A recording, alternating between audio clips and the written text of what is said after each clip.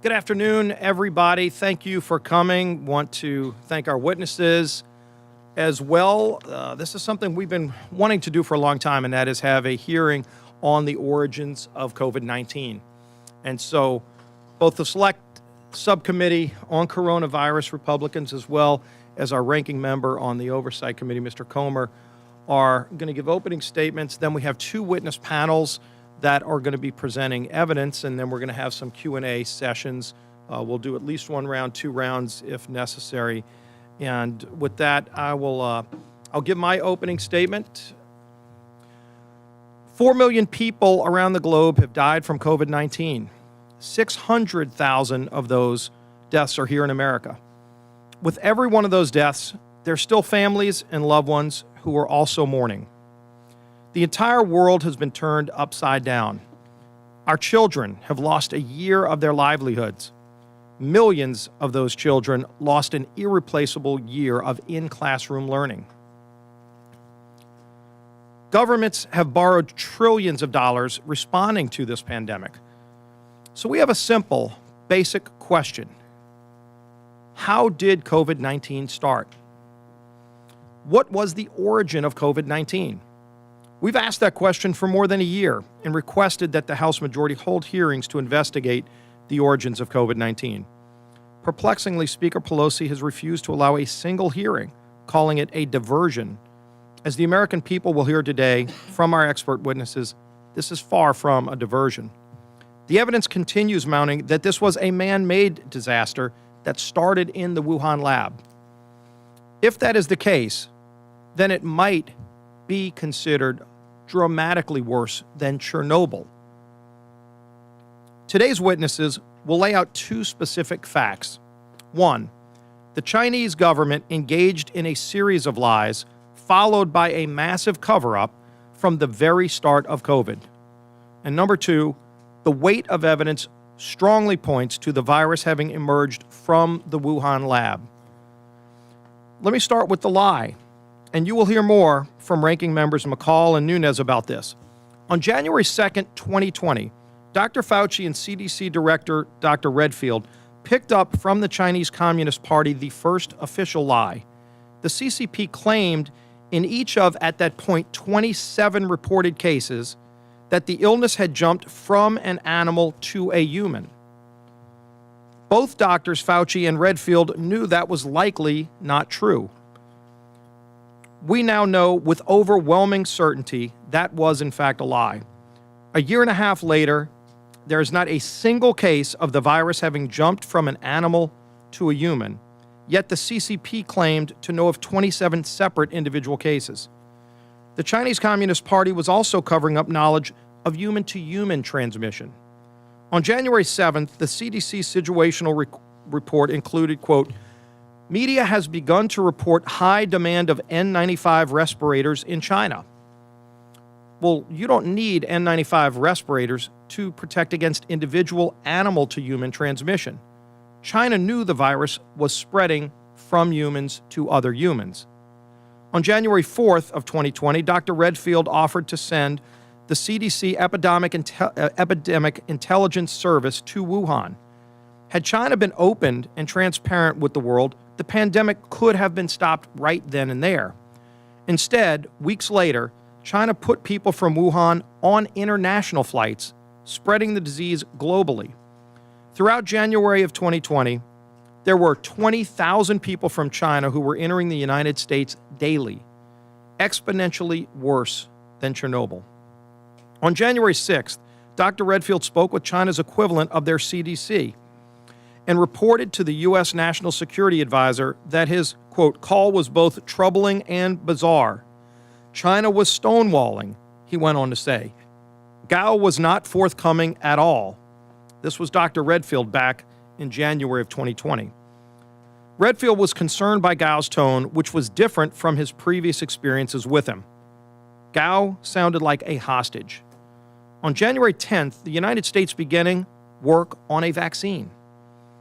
Let me pause there for a moment, because it shows a dramatic dichotomy between our two nations. In the critical first days, China was engaging in a massive cover-up, while allowing the virus to spread across the globe. And at the same time, the United States was beginning work on a life-saving vaccine. The story matters and is a display to the world of the two countries' characters, the morals and the values. By January 13th, Dr. Fauci concluded, quote, "Holy bleep, they haven't been telling us the truth." That was Dr. Fauci's quote in January of 2020. Why was China lying? Could it be the motive was to cover up a virus that had leaked from a lab conducting gain-of-function research on coronaviruses, meaning that manipulation in the lab had likely made the virus dramatically more dangerous to the world than a naturally occurring coronavirus?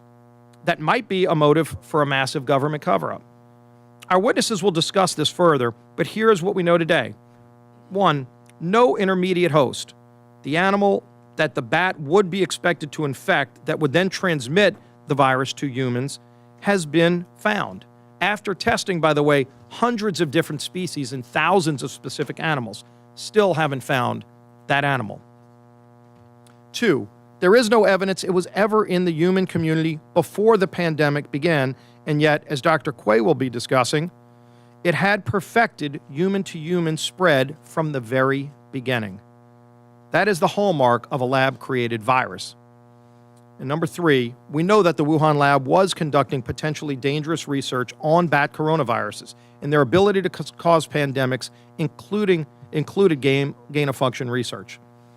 As Admiral Giroir states, quote, "It's just too much of a coincidence that a worldwide pandemic caused by a novel bat coronavirus that cannot be found in nature started just a few miles away from a secretive laboratory doing potentially dangerous research on bat coronaviruses."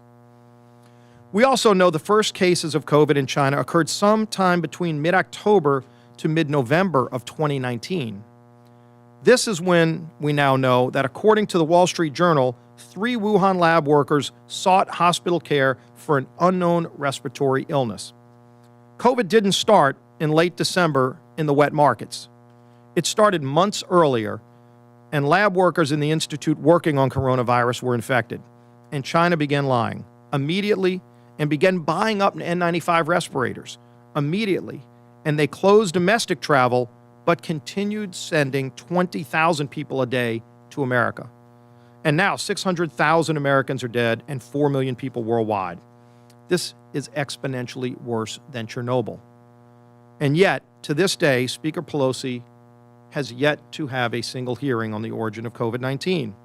The very name of our committee is the Select Subcommittee on the Coronavirus. And yet, not a single hearing on the origin of the coronavirus. Well, that changes today. The American people will learn a lot today about what we know. The witnesses are respected, serious experts who have put time and research into learning more about the origins of COVID-19. But we should be having a bipartisan investigation that would include subpoena power to bring others in. NIH and Dr. Fauci should also testify about the history of NIH's involvement in gain of function. Speaker Pelosi should immediately take up the bill that passed unanimously out of the Senate that would declassify all intelligence related to the origins of COVID. Think about this. There is a bill that passed the Senate unanimously, all Republicans, all Democrats, to declassify some of the things we're trying to find out. Speaker Pelosi has yet to bring that up. We're calling on her to bring that up. It would pass this House overwhelmingly and get us more of those answers. So ultimately, today's hearing, we're going to be asking these questions, and we expect to get some answers, and we hope to continue pressing to get even more answers. With that, I'd like to yield to the ranking member of the Oversight Committee, Mr. Comer. Thank you, Ranking Member Scalise, for your diligence on behalf of the American people to get to the origins of COVID-19. It's essential to understand the origins of this virus in order to prevent it from happening again. Without a full and comprehensive investigation, we cannot adequately prepare for the next outbreak.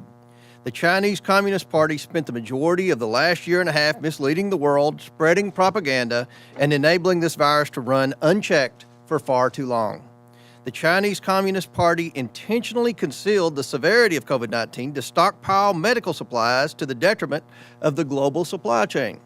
The Chinese Communist party led an effort to control and conceal the information regarding their true infection and death rates. But they did not act alone. The World Health Organization helped the Chinese Communist Party by supporting and spreading their lies and propaganda.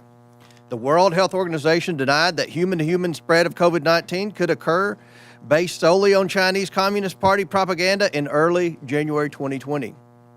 When it became clear that human-to-human transmission was in fact occurring, the World Health Organization delayed labeling the pandemic a public health emergency of international concern because the Chinese Communist Party threatened to stop all international COVID-19 efforts if it made that determination. The World Health Organization failed to issue common sense restrictions on travel to and from China despite evidence the virus was transmitting when people traveled.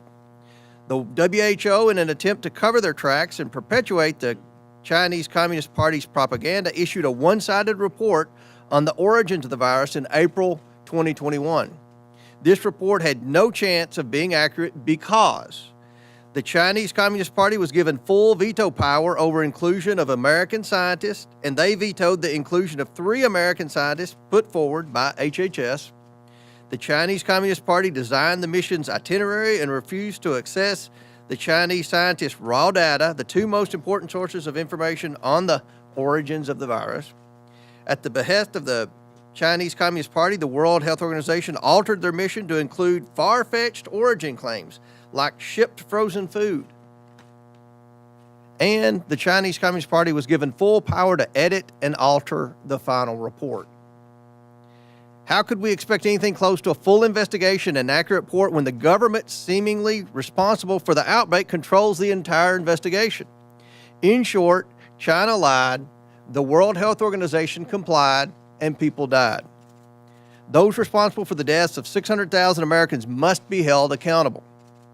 And Congress must seek answers for grieving families who lost loved ones during the pandemic.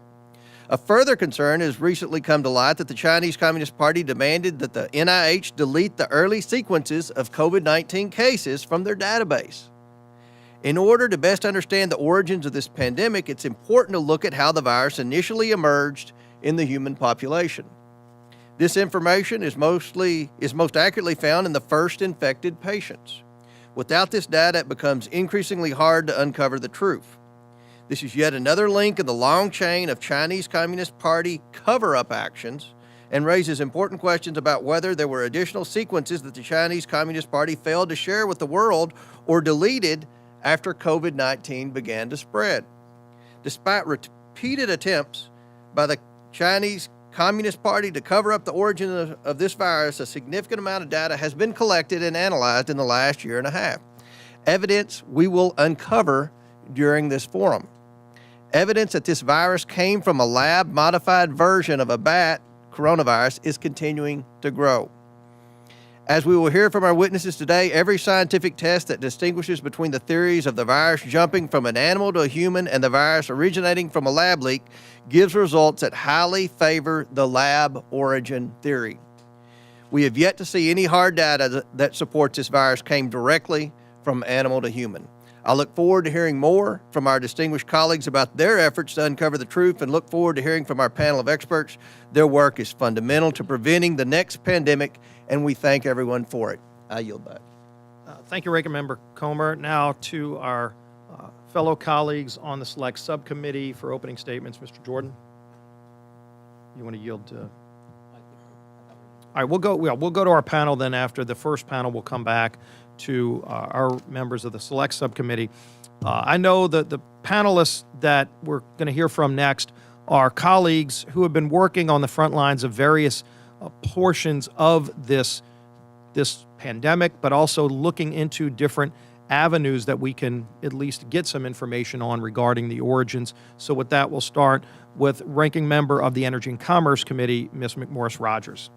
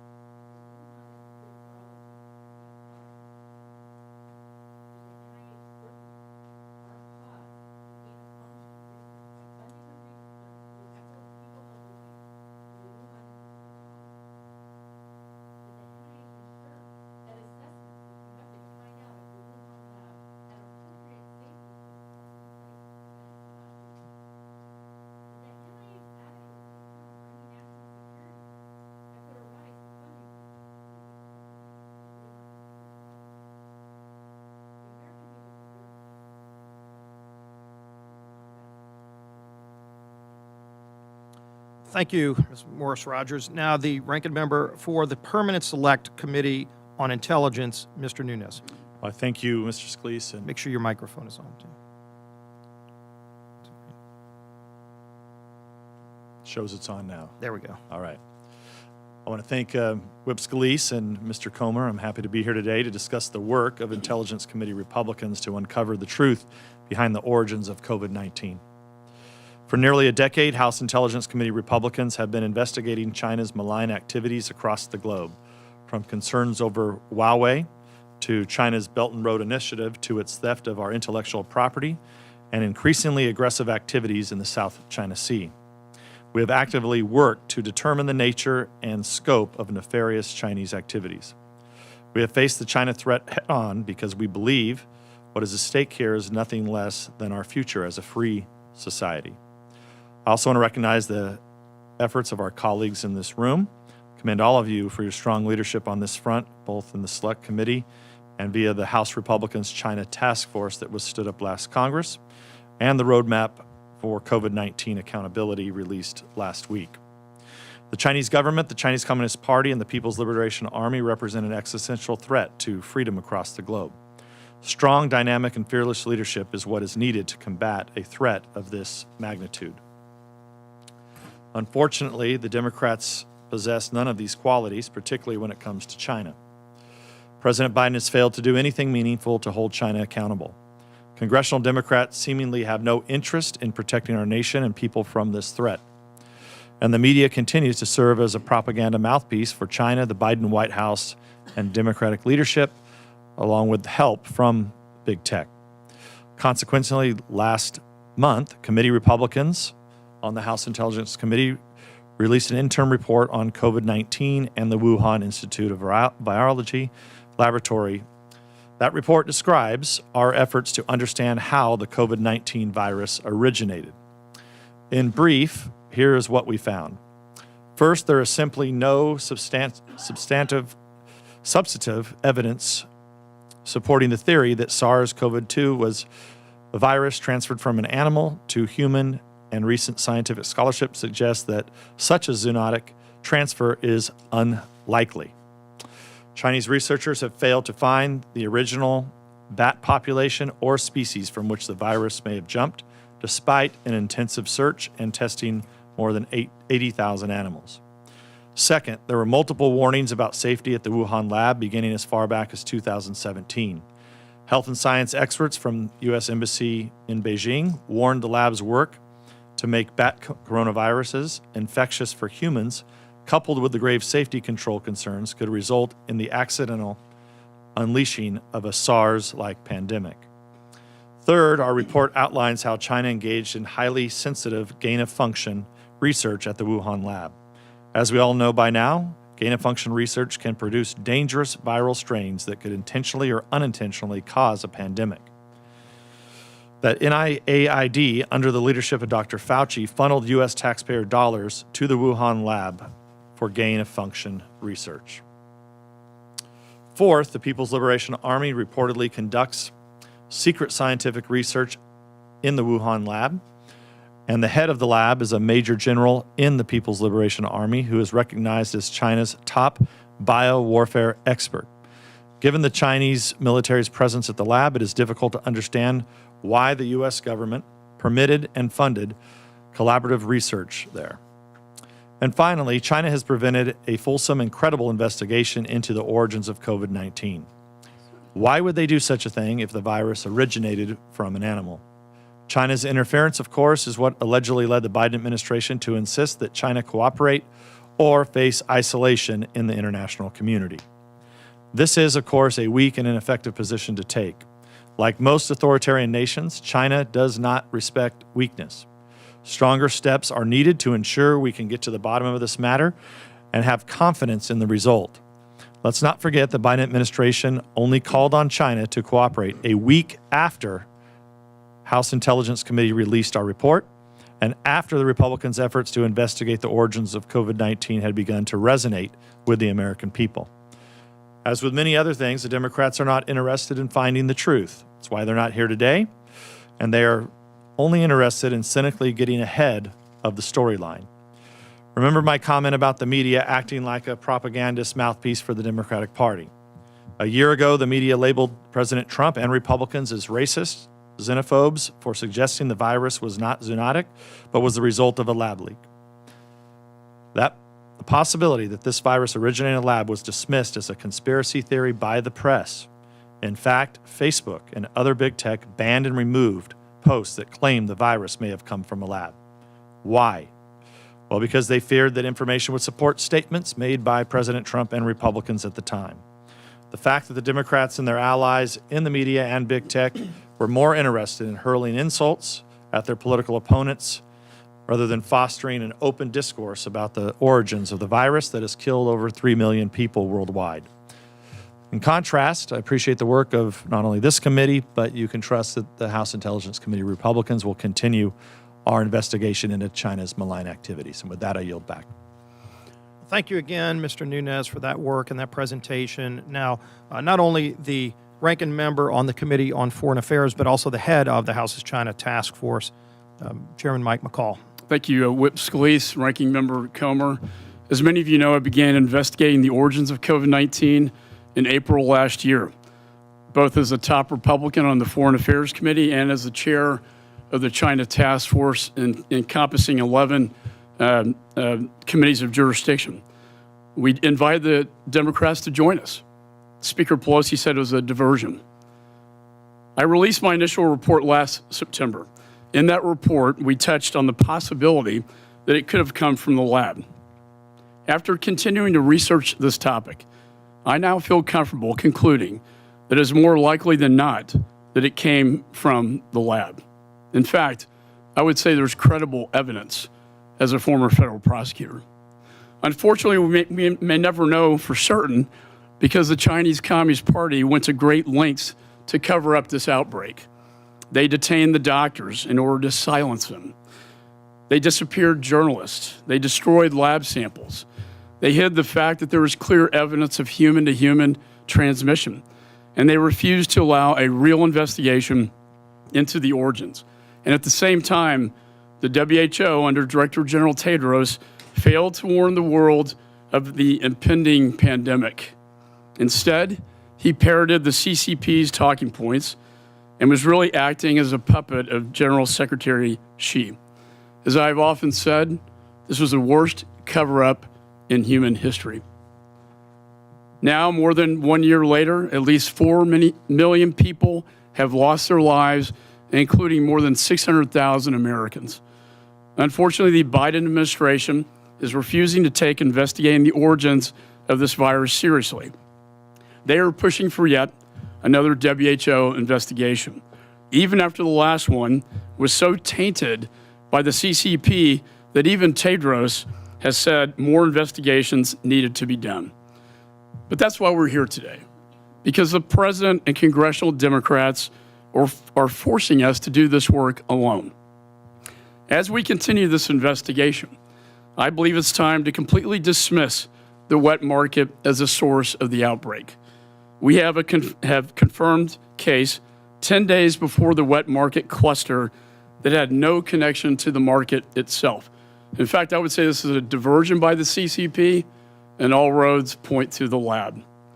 And even as the CCP now has admitted after the fact that they don't believe the virus originated at the wet market. But as a former federal prosecutor, I can tell you the preponderance of the evidence that it came from the lab is very convincing.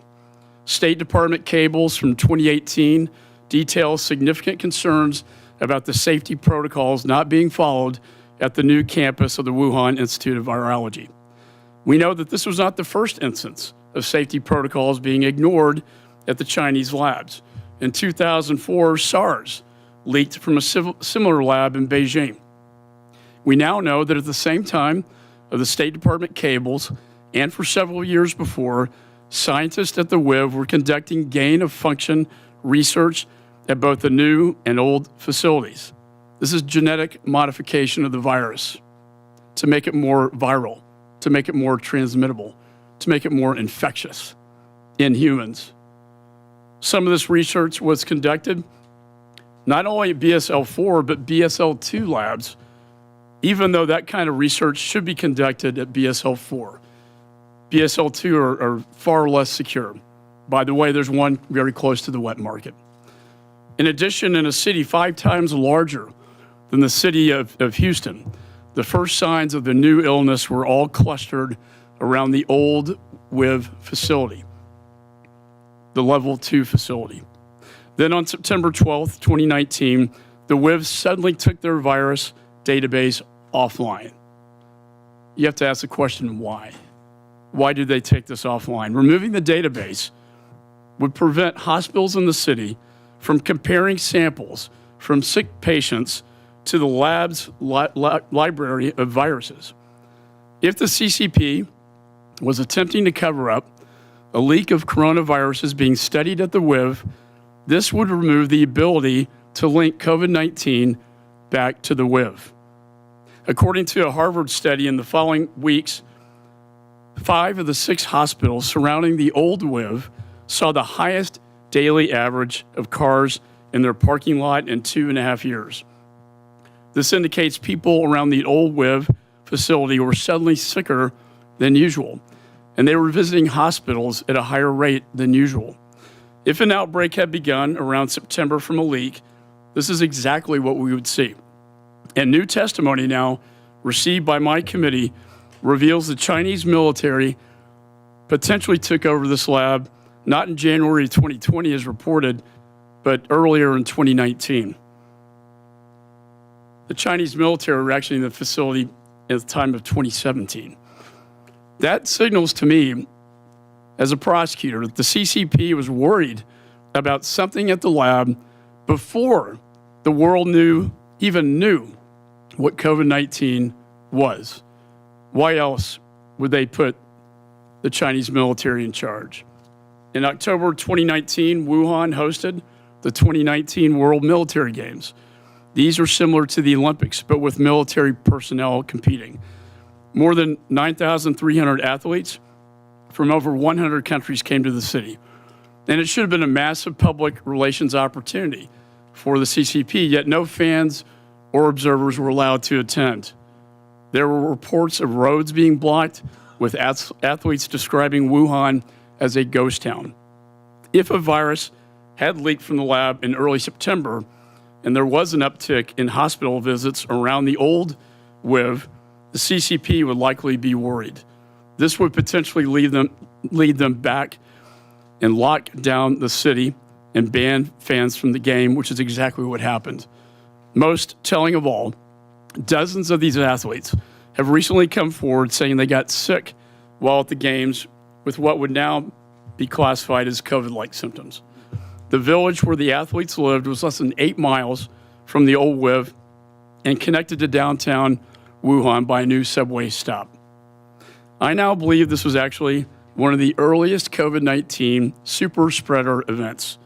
At least 4 of these athletes were from countries who have now confirmed the virus was circulating within their borders in November and December of 2019. That would be Italy, Brazil, France, and Sweden. This would be the exact time frame that indicated it entered their borders in late October, likely from the military game athletes. I've also discovered some very important new facts.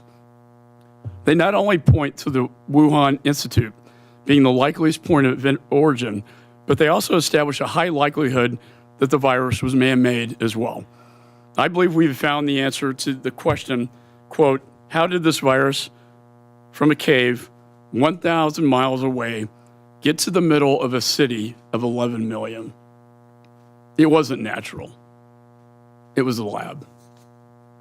Next month, the House Foreign Affairs Committee the Republicans will release an updated origins report that will detail all of our new findings. So with that, Whip Scalise and Ranking Member Comer, thank you so much for having me. Thank you. I appreciate that testimony as well as the work that the committee, that the China Task Force is doing to get these facts out here. Someone else who has been working on this for over a year now, our colleague, Congressman Gallagher.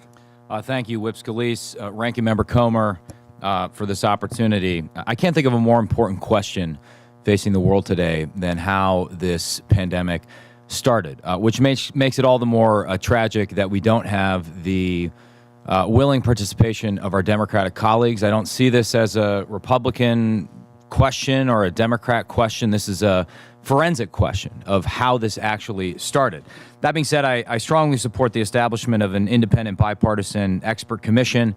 I've had some experience in the cyber domain leading such a commission, and I've seen the power of a hybrid commission of both legislators and outside experts to break through the noise and deliver serious bipartisan recommendations. But even in the absence of such a congressionally mandated commission, I think there are a number of steps we can immediately take to better understand the origin of the virus so that we can prevent a similar crisis from happening again. I don't want to rehash a lot of the very compelling points my colleague made, so I'll try and add a little bit to the discussion. 4 things stand out in my mind. The first and most obvious is what Whip Scalise referenced, which is that we should declassify all intelligence products, reporting, and assessments related to COVID-19's origins, and in particular, those underpinning the IC assessments related to President Biden's May 26, 2021 directive on his COVID investigation, the January 2021 State Department disclosures made by the outgoing Trump administration, and the material used to inform the April 30th, 2020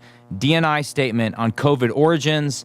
That statement is openly available. It's worth revisiting, where our entire intelligence community concurs with what they call the strong scientific consensus that this was not man-made or genetically modified. How did that happen? I think we all have an interest in knowing. Number 2, issue a subpoena to the EcoHealth Alliance for any and all data and files they have relating to their collaboration with the Wuhan Institute of Virology.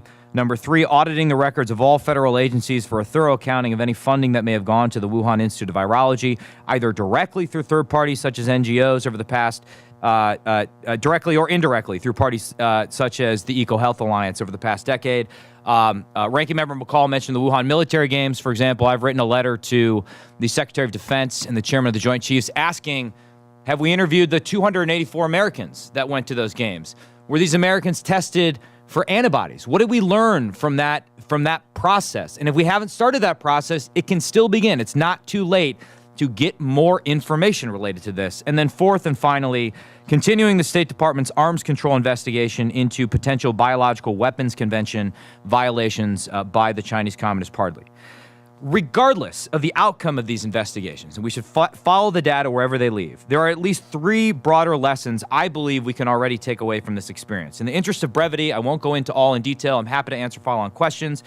But the first is the pervasive influence of what's called United Front work. Perhaps the easiest way to understand the Chinese Communist Party's United Front work is to think of it as inception. The CCP influences or co-ops foreign elites, oftentimes without their direct knowledge, to spread messages that align with the party's interests. And without speculating on their motivations, it's hard to escape noticing that many of the individuals who have been most critical of the lab leak hypothesis, Peter Daszak was mentioned by Ranking Member McMorris-Rogers. It should be noted that Peter Daszak is a zoologist, not a virologist. Anyone that signed that Lancet letter, at least 5 members of who signed that Lancet letter are now on the Lancet's investigation into the origin of the disease, if you can believe it. The chair also has profound conflicts of interest. They have direct and long-standing relationships with Chinese entities. The second is the need to enhance American biological defenses. The tragic deaths of over 600,000 Americans and the losses throughout our economy have signaled to our adversaries that biological warfare could be a highly effective mechanism to attack our homeland. And given the rapid advances in synthetic biology, we need to act quickly so our adversaries cannot weaponize biology against us. And third and finally, I believe it is long past time for us to completely decouple our scientific collaboration with the People's Republic of China. Like many Americans, I was startled to discover that taxpayer resources made their way to the Wuhan Institute of Virology, which we know from the January 2021 State Department fact sheet, engaged in classified research on behalf of the Chinese military. While scientific collaboration is an important part of our technological leadership, we have plenty of like-minded allies and partners that are not actively engaged in genocide, nor threatening their neighbors with invasion that we can work with. And unfortunately, given the direction of the CCP policy, scientific collaboration is likely only to enhance the party's grip on power through new ways to surveil or control their population, or in the worst case, develop the ability to wipe out entire populations, depending on the whims of the party. Ranking Member Scalise, you started off by commenting that this is worse than Chernobyl. I agree with that. I've called this the CCP's Chernobyl. If you've seen the HBO miniseries Chernobyl, there's a moment at the end when the lead scientist, Valery Legosev, makes a comment, and he says, every lie we tell incurs a debt to the truth, and sooner or later, the debt is paid.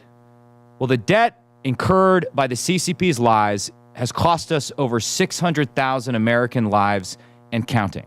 And we owe it to these people and to their families to get to the truth. Thank you. I yield back. Well, Congressman Gallagher, I thank you for that work and for that presentation. Before I go to the members of the Select Subcommittee for their opening statements, since it's been referenced twice now, I did want to ask unanimous consent to enter into the record Senate Bill 1348.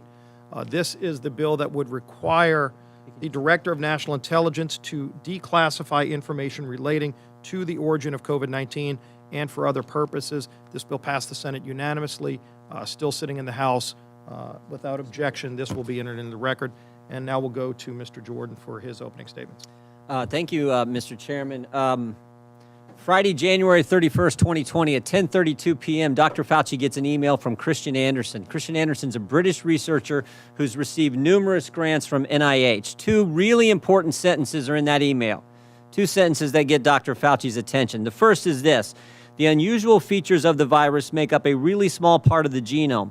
So one has to look really closely at all the sequences to see that some of the features look engineered. Again, this is January 31st, 2020. Second sentence: Eddie, Bob, Mike, and myself all find the genome inconsistent with expectations from evolutionary theory. Email arrives 10:32 to Dr. Fauci on January 31st, 2020. 2 hours later at 12:29 in the morning, Dr. Fauci sends an email to his top deputy, Mr. Hugh Auchincloss. Guys worked for Fauci for 15 years, part of his inner circle. Sends it, subject line says important in all capital letters. He attaches a paper on gain-of-function research written by Dr. Barrick and Dr. Shi. Dr. Shi, of course, is the so-called Bat Lady, Batwoman, the lady who does research in the Wuhan, China lab. This email, Dr. Fauci says, again, to his top deputy, it is essential that we speak this AM. Keep your cell phone on, read this paper. You will have tasks to do today that must be done. Notice the intensity. Notice the focus. I mean, this is the house is on fire email here. Now, 2 hours after that, at 2:48 in the morning, Dr. Fauci's busy this morning.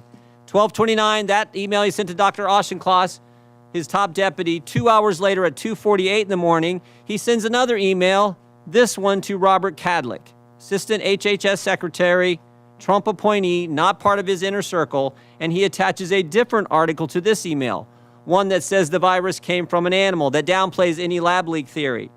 Now, again, notice the tone of this one. Bob, this just came out today. Gives a balanced view, best, Tony. I mean, totally different from the previous. This is one like, oh, if you get a chance, read this, gives a balanced view. So the tone is different, but also that sentence, gives a balanced view, it's not true either.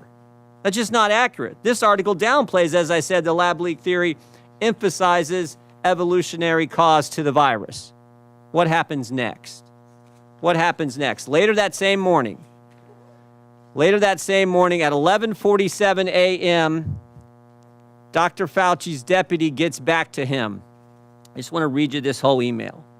The paper you sent me, the one he sent him on that was written by the virologist from Wuhan, China, and Dr. Barrick, the paper you sent me says the experiments were performed before the gain-of-function pause, but have since been reviewed and approved by NIH. Not sure what that means, since Emily, someone else who works for Dr. Fauci, is sure that no coronavirus work has gone through the P3 framework, which of course is the oversight body that's supposed to approve any grant dollars going for gain-of-function research. No coronavirus work has gone through the P3 framework. Final sentence, she will try to determine if we have any distant ties to this work abroad. She will try to determine if our fingerprints are on any of this. All these emails happen in 13 hours. So 13 hours after Dr. Fauci gets the initial email from Christian Anderson saying, looks like this virus is engineered, not consistent with evolutionary theory, Dr. Fauci knows some important facts. First, Dr. Fauci knows there's a lethal virus on the loose that started in Wuhan, China. Second, he knows the American taxpayers have funded gain-of-function research in Wuhan, China. Third, he knows that the research grant didn't go through the required oversight board. Fourth, he knows the virus, quote, looks engineered and, quote, not consistent with evolutionary theory. And finally, fifth, Dr. Fauci knows he may have ties to this work in China. His fingerprints, in fact, may be on this. So what does Dr. Fauci do next? After he says, oh, whatever, what does he do next? He organizes a conference call for later that same day. I mean, this is the busiest 24 hours I think I've ever. He organizes a conference call, 12 people on the call. Dr. Fauci and 11 virologists from around the world. Virologists who've gotten millions of American tax dollars over the past several years. Now look at this list. Here's the list of people. There's only 2 Americans on the list, Tony Fauci and one other. Most of them are from around the world, as I said. I think the first thing you notice is who's not on the call. Who's not on the list? Is Dr. Kadlik on the list? The guy he sent the email to at 3 in the morning? Is Dr. Redfield the head of CDC? Dr. Giroir, who's with us today, Assistant Secretary at HHS at the time? Dr. Birx, the lady who's soon to be COVID response coordinator? In fact, there's no one from the government on the call except Tony Fauci. Tony Fauci and 11 other individuals who got a bunch of American tax dollars over the years. What happened on the conference call? The short answer is we don't know. We don't know what they talked about. I mean, I think we got a good idea. We don't know for sure, but we do know what happened 4 days later. 4 days later, February 4th, 2020, Christian Anderson, the guy who started it all, who said the virus looks engineered, Christian Anderson said this 4 days later. The crackpot theories going around at the moment relate to this virus being somehow engineered. That is demonstrably false, close quote. What? In 4 days, this guy went from this looks engineered to now that's demonstrably false. 4 days, he went from this isn't consistent with evolutionary theory. Now we know it's totally evolutionary. But it gets even better. It gets even better. Mr. Anderson and 3 of the other people on this call write an article a few weeks later that says COVID is not a laboratory construct. And while they're writing that article, there's an email from March 6 where Mr. Anderson offers to let Dr. Fauci edit the article before it's published. And here's the kicker. Here's the kicker. When the article is published, Dr. Fauci cites it at a White House press conference when he is asked by a reporter about the origin of the virus. Cites the very article he put in motion on the conference call, and he was allowed to edit. At the White House, where he's supposed to be giving the American people the truth, he references an article that he manufactured. Now, maybe I'm wrong about all this. Maybe it didn't work out this way. I think I'm right. Maybe it didn't work out this way. But it would have been nice, Mr. Chairman, if Dr. Fauci would come today and answer our questions. He could have come here and defended himself, but he didn't have the courage to do it. And you know who else who wouldn't come? Remember that email about the P3 framework? We invited Dr. Hassel to come too. He's the individual who chairs that oversight board. We invited him to come today too, and he wouldn't come. I'm convinced these guys knew right from the get-go what the truth was, and they misled the American people. Oh, here's the other thing. You know that conference call? That conference call? We got the emails regarding the conference call from February 2nd. All these guys were emailing back and forth. They were on that conference call. Here's what we got on the FOIA request. Here's all their emails. Every single thing is redacted. Every single thing is redacted about what took place in that conference call, because I'm convinced it was at that conference call where they said, we got to cover our tracks. And again, maybe I'm wrong. Maybe I'm wrong. But Dr. Fauci could have been sitting right there and answering our questions, and he wouldn't come today. I yield back. Thank you, Mr. Jordan, and let the record reflect that Dr. Fauci was invited Friday afternoon. He declined. With that, we'll go to Dr. Miller-Meeks for opening. Thank you so much, Mr. Scalise, Representative Scalise. Thank you to also Representative Comer and all of our panelists for coming. It's unfortunate that the entire committee could not join us for this important discussion because, as we've already heard, understanding the origins of COVID-19 pandemic has both public health and national security implications. We all know that Wuhan, China, where the COVID-19 virus originated, is home to the Wuhan Institute of Virology. The Wuhan Institute of Virology is China's only cellular level 4 biosafety super laboratory that researches human infectious diseases. This lab is only a few miles away from the wet market that is said to be the origin of COVID-19.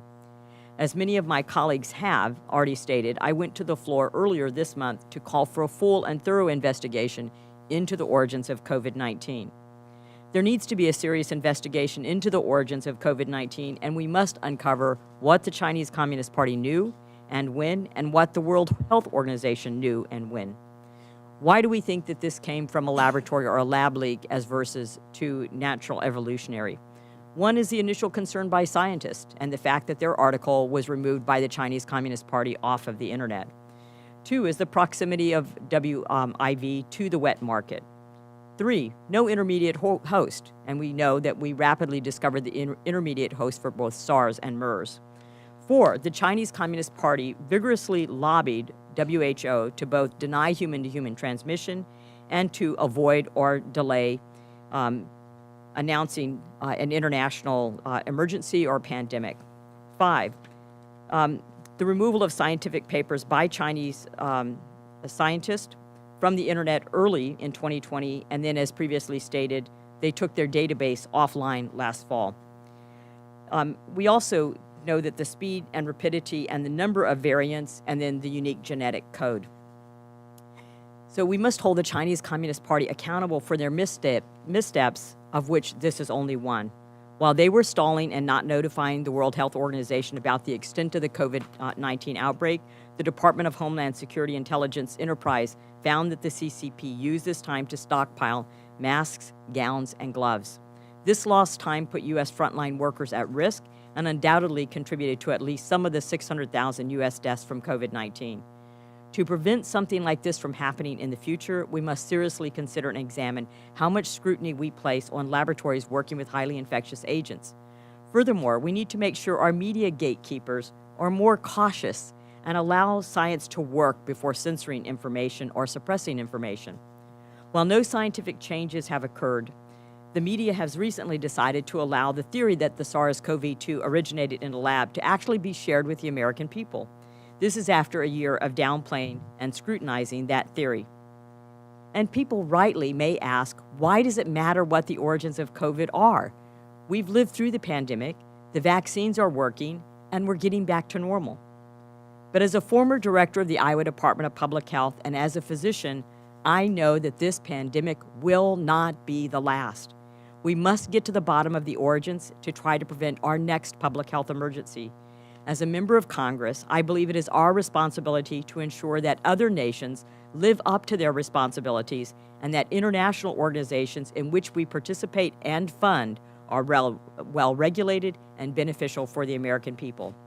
International health regulations state that each state party shall notify WHO within 24 hours of all events which may constitute a public health emergency of international concern. According to the reports from Hong Kong, the CCP identified cases of COVID-19 going all the way back to November 17, 2019, over a month before the WHO was officially notified or publicly notified. If the CCP had complied with these regulations, it's possible we could have worked with our international partners to more quickly contain the virus, limit travel, isolate people before they traveled, and shut down travel more rapidly. More urgency about the virus if it was a lab leak versus of natural evolutionary causes, less complacency of individuals. It's incumbent upon the international community to have safety protocols for the laboratories, the type of research that can be conducted. Is it ethical to bring a virus from the wild into a laboratory? And is it ethical to have gain-of-function research that increases its transmission in humans? Also, publications in prestigious journals, which is what we as scientists and doctors like to do and for which we aspire.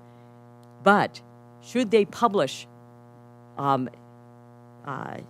scientific articles if the lab is not in compliance with safety standards, or if there is not full disclosure and financial disclosure and conflicts of interest? Should we have viruses that are in the wild that we bring into laboratories and then manipulate them for gain-of-function research? As Representative Scalise said, this is the Chernobyl of virus research, and it should underscore the need for increased scrutiny of gain-of-function research anywhere in the world. Because it is the hubris and arrogance of human scientists that failed the basic function of security and safety. If we are going to be serious about advancing scientifically in order to prepare for our next pandemic, then we must let science work. We must allow for debate and dissenting views to be heard, or we may never get to the root cause of this problem and hold the Chinese Communist Party accountable. Thank you. Thank you, Dr. Miller-Meeks. And now, Dr. Mark Green. Thank you, Ranking Member Scalise and Ranking Member Comer. It's great to be back on an oversight committee with Ranking Member Comer. Thank you both for setting this up. For many months, we have asked Speaker Pelosi to investigate the origins of this virus that has led to over 600,000 deaths in this country and disrupted our society for well over a year. It's a shame that our Democrat colleagues continue to refuse to hold this very important hearing. For most of the pandemic, anyone who raised questions about the origin of the virus was dismissed as some crazy conspiracy theorists. Yet despite the efforts of some of the media and all of big tech, the World Health Organization and the Chinese Communist Party, we continue to find increasing evidence suggesting that this pandemic can be traced back to the Wuhan Institute of Virology in Wuhan, China. Our panel of distinguished experts can speak in further detail to the mounting scientific evidence pointing to the origins of the pandemic. We now know that the lab in Wuhan was conducting gain-of-function research specifically on bat coronaviruses. If this pandemic was indeed the result of a leak from the Wuhan Institute of Virology, it would be one of the greatest medical cover-ups in human history. Gain-of-function research should never be done at an unsafe lab. Covered up by a ruthless authoritarian government, setting off a worldwide pandemic that has left more than 3.9 million people dead around the world. From the very beginning, Beijing has actively sought to deceive the world on the origin and severity of COVID-19. As the virus was spreading in Wuhan, the CCP silenced whistleblowers such as Dr. Li Wenliang and censored others who warned about the outbreak. Furthermore, the Chinese government consistently underreported cases and deaths, which continues to this day. What are the chances that the epicenter of the virus, a nation of over 1 billion people, has suffered around 5,500 deaths in only 120,000 cases? Through the World Health Organization, the Chinese government spread propaganda denying evidence of human-to-human transmission and claiming that the spread was under control. Meanwhile, according to a DHS report, while China was deceiving the world about the seriousness of the virus, it was also working to buy up PPE around the world, increasing its imports of surgical masks by 278%. Then, of course, we know they turned around and sold it back to Italy, who had donated it to China. How many lives could have been saved had the world been made aware when Beijing was made aware? To this day, the CCP continues to obstruct efforts to get to the truth about the origins of the pandemic.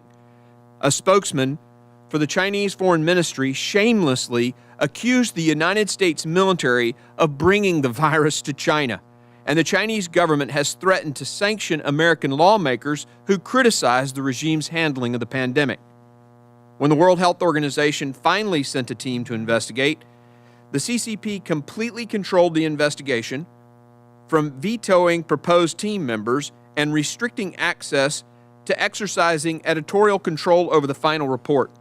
The only American the CCP allowed was Peter Daszak of Echo Health Alliance, the same group which channeled the NIH funding for coronavirus research to the Wuhan Institute of Virology.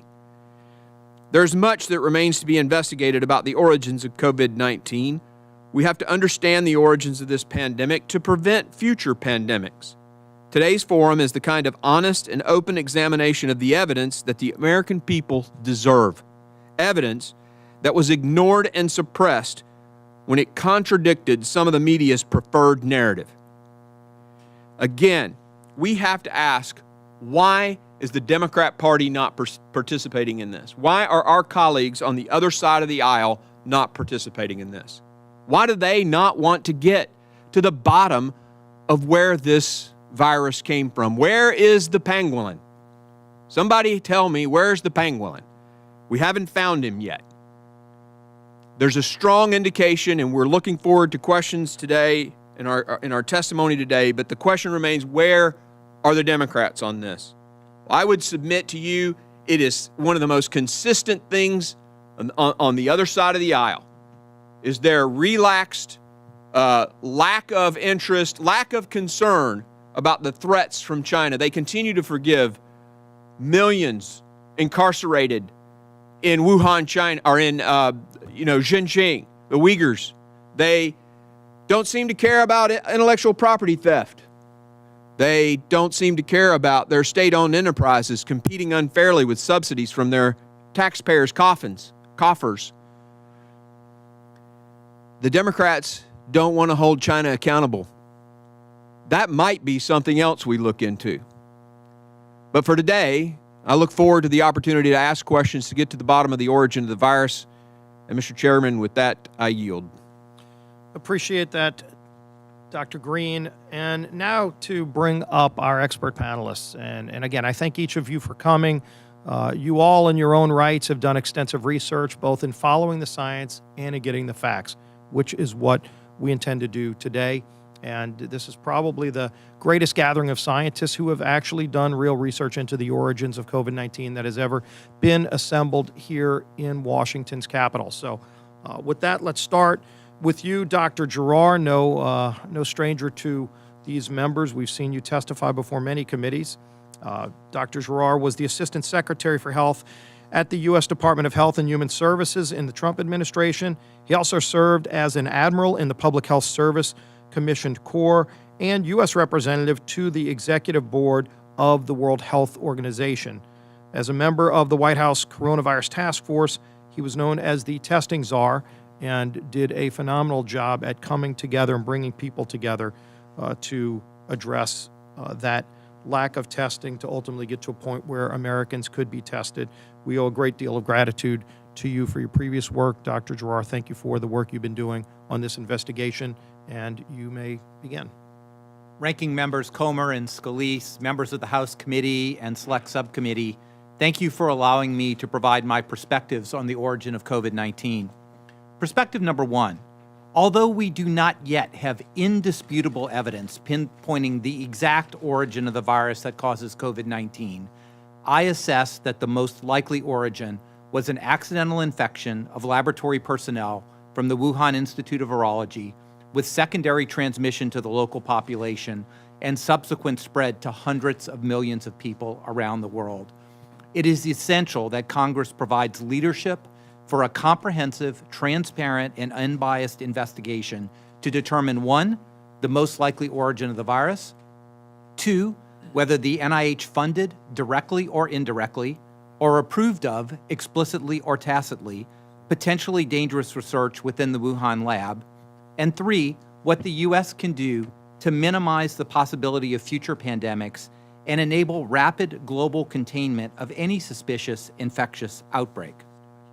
Perspective number 2, there is an increasing body of evidence pointing to a lab leak origin of the virus. 1, the WHO investigation published March 1st failed to detect the presence of the virus after testing more than 80,000 wildlife, livestock, and poultry samples from 31 provinces in China. Moreover, the closest virus found in nature was, quote, several decades of evolution removed from the COVID-19 virus. And we now know definitively that the Wuhan wet market was not the origin of the virus, but was a site of secondary spread. Point number 2, we know that the Wuhan lab was conducting potentially dangerous research on bat coronaviruses and their ability to cause pandemics, including gain-of-function research. This was proven in a 2015 Nature Medicine publication in which investigators from Wuhan and collaborators across the globe reported the creation of a new hybrid bat coronavirus that could bind to and infect human airway cells. Number 3, Since that 2015 publication, there have been multiple NIH grants to the EcoHealth Alliance, all entitled Understanding the Risk of Bat Coronavirus Emergence, and from the limited publicly available information, appear to be using the exact same laboratory methods that could create novel, hybrid, pandemic-causing pathogens. Number 4, independent scientific studies have concluded that the first cases of COVID in China occurred sometime between mid-October and mid-November of 2019. This is the exact time frame, according to the U.S. intelligence, that some Wuhan lab workers became ill with a respiratory infection, and that, according to the Wall Street Journal, 3 Wuhan lab workers sought hospital care for an unknown respiratory illness. And finally, the bottom line is, I believe it is just too much of a coincidence that a worldwide pandemic caused by a novel bat coronavirus that cannot be found in nature started just a few miles away from a secretive laboratory doing potentially dangerous research on bat coronaviruses. Sometimes the most obvious explanation is indeed the correct one. Perspective number 3. The WHO cannot be relied upon to do an authoritative investigation because it is a multilateral organization with no authority to do anything in China that is not directly approved by the Chinese Communist Party. On behalf of the Trump administration in September 2020, I delivered a comprehensive roadmap of reform to the executive board of the WHO that would strengthen the WHO's global emergency preparedness and response capabilities. This roadmap would better equip the WHO for future pandemics, but by the WHO's very nature as a multilateral organization, it can never be relied on to guarantee transparency from repressive regimes, nor assure the health and safety of the American public. Finally, with regard to the WHO, when this pandemic first emerged in China and began spreading around the world, the only eligible nation that did not have a member on the WHO executive board was the United States. That is because after I was nominated for the executive board by President Trump in November 2018, my nomination was repeatedly blocked by Senator Schumer and his Democrat colleagues, and I was not confirmed, and thus the U.S. did not have visibility at the executive board level until May of 2020. Perspective number 4, the final one. The investigation of the origins of COVID-19 and the regulation of gain-of-function research cannot be left to scientists alone, many of whom have serious conflicts of interest. These conflicts include hundreds of thousands of dollars in annual salary, pharmaceutical company paid advisory board seats, millions of dollars in grants, rights to inventions that could result in tens of millions of dollars in royalties, and perhaps most important, their reputations among an often elitist scientific community that is overwhelmingly biased against anything related to the Trump administration.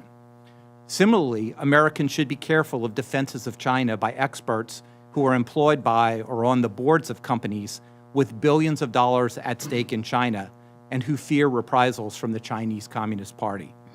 In conclusion, it is critical to our nation, to the American people, to the world, and to future generations that we develop a bipartisan consensus on the truth of what happened. And I respectfully encourage the entire Congress to come together as truth seekers and truth tellers to accomplish this objective. Thank you for inviting me today, and I look forward to your questions. Thank you for that statement, Dr. Giroir, and we will continue to seek that bipartisan cooperation. Now, our next witness, Dr. David Asher. He is a senior fellow at the Hudson Institute.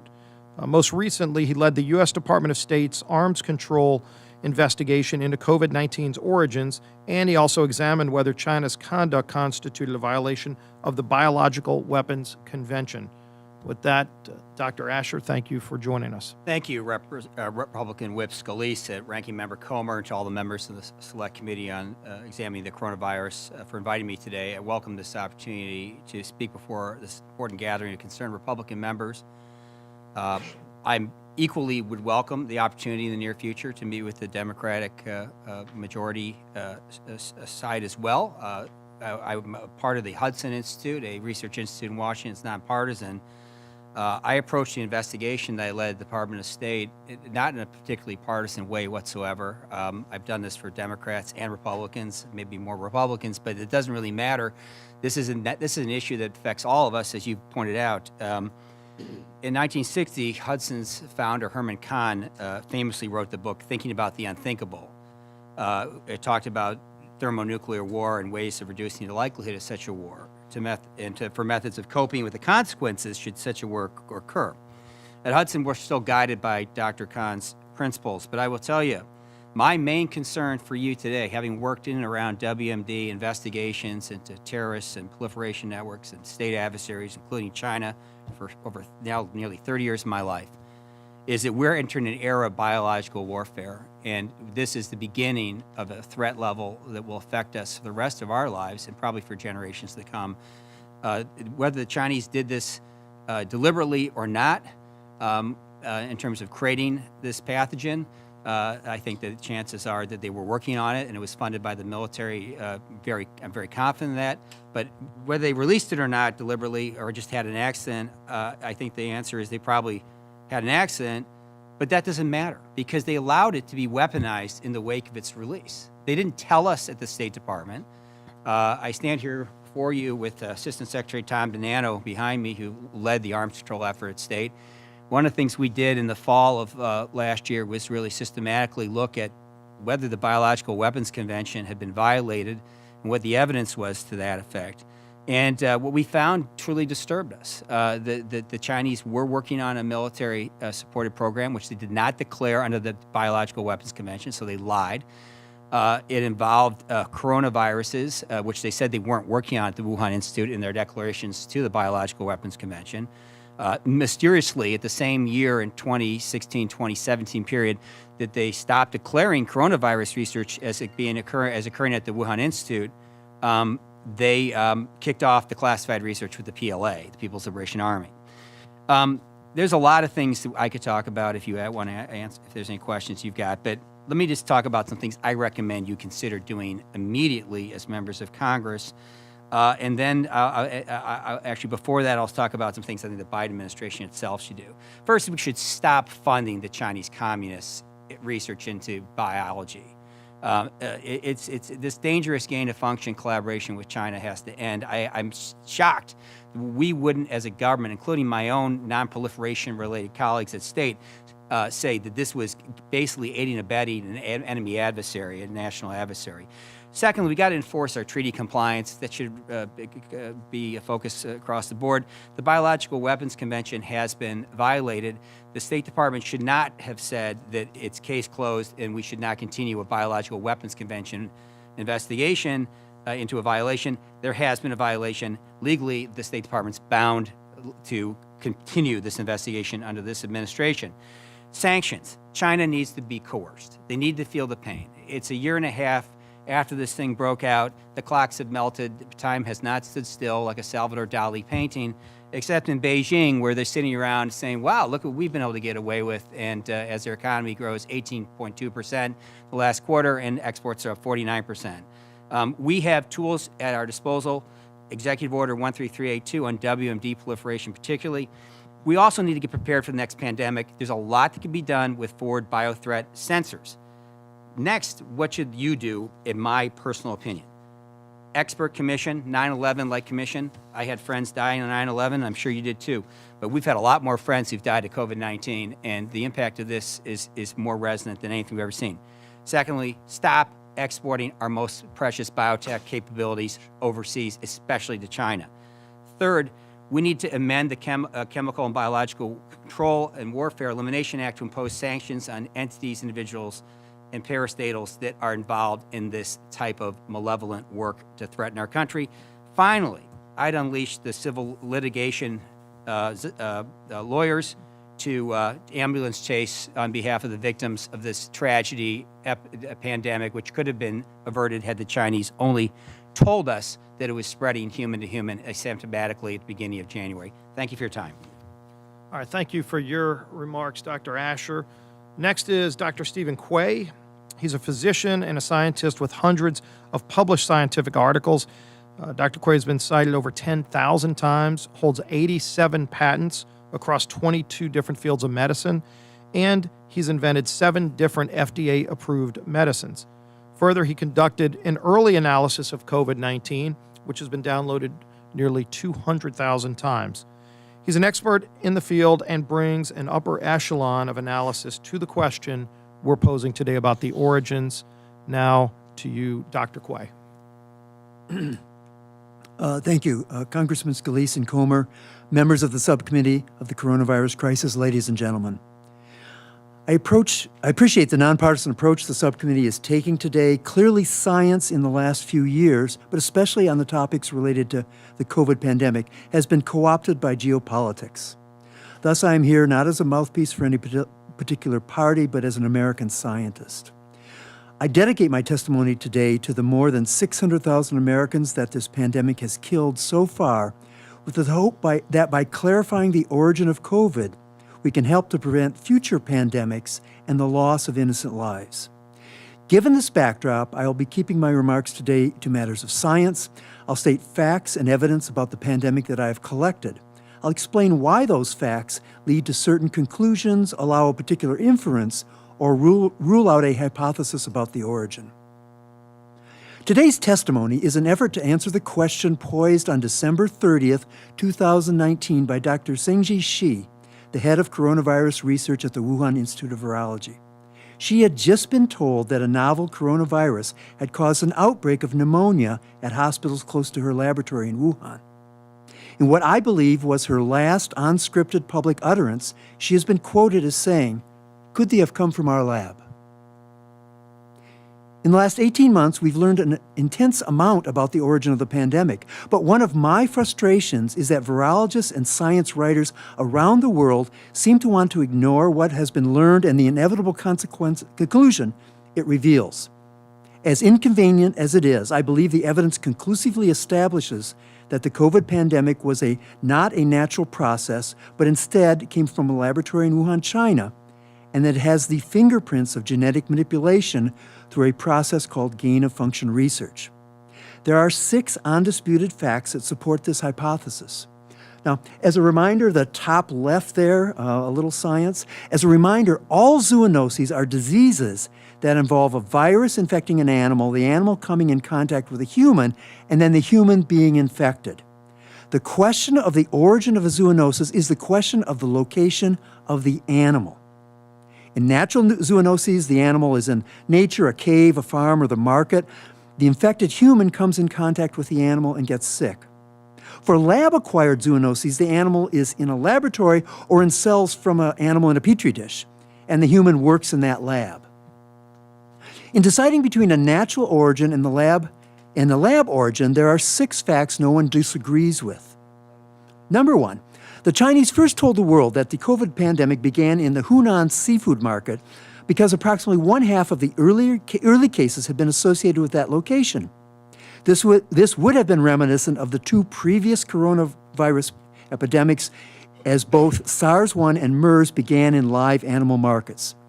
However, after 18 months of investigation, we now know it did not begin in a market in Wuhan for the following 3 reasons.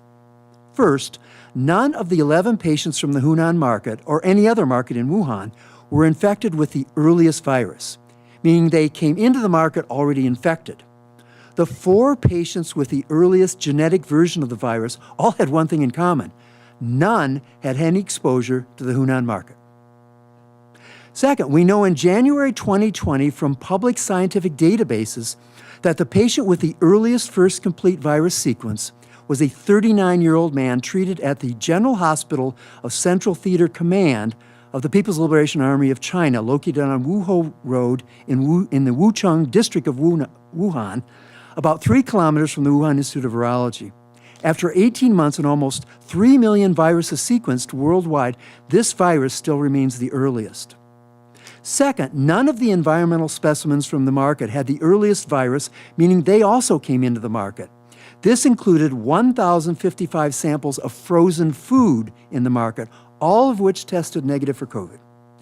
Third, 457 animals from Hunan market were tested. All were negative for COVID. 616 animals from suppliers to the market were tested. All were negative. 1,864 wild animals from southern China of the type found in the market were tested. They were also all negative. These data from the publicly available WHO report established that it did not begin in the Hunan market or any other market in Wuhan. Number 2, failing to find it in any market in Wuhan, the search was expanded to all of China. But after testing 80,000 samples from 209 different species from other markets, farms, and nature, the virus has not been found in a single specimen. The probability of this for a community-acquired infection is about 1 in a million. This is what you'd expect for a lab-acquired infection. Number 3, after testing 9,952 stored human blood specimens from hospitals in Wuhan from before December 29th, there was not a single case of COVID in any specimen. It was expected that between 100 and 400 would be positive. The probability of this for a community-acquired infection is also about 1 in a million. But this is what you'd expect for a lab-acquired infection. There is no evidence of multiple animal-to-human transmissions. With 2 prior coronavirus outbreaks, SARS-1 and MERS, 50 to 90% of early cases were from various animal-to-human infections. For SARS-CoV-2, 249 early cases of COVID-19 were examined genetically, and they all were human-to-human transmission. For a community-acquired infection, this is the probability of tossing a coin 249 times and getting heads every single time. Wow. This is, however, what you'd expect for a lab-acquired infection. Number 5, SARS-CoV-2 has a unique trigger on its surface called a furin cleavage site and a unique code in the genes for that site called a CGG dimer. So these are 2 independent levels of uniqueness. The furin site is why the virus is so transmissible, why it invades the heart, the brain, and the blood vessels. Viruses like Ebola, HIV, Zika, yellow fever all use furin sites, and this is part of the reason for their deadliness. But the entire group of coronaviruses in which SARS-CoV-2 belongs does not contain a single example of a furin site or a single example of the CGG dimer code. A comprehensive study by MIT group shows that there has never been a furin site or the CGG letter dimer in this group of coronaviruses for at least 1,000 years, since William won the Battle of Hastings in 1066 to become monarch of England.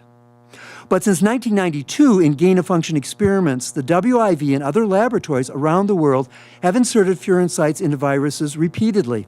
It is the only sure method that always works and always makes them more infectious. And the CGG code found in COVID-19 is commonly used in laboratories around the world, including the WIV. You can literally order it from a supply company on the internet.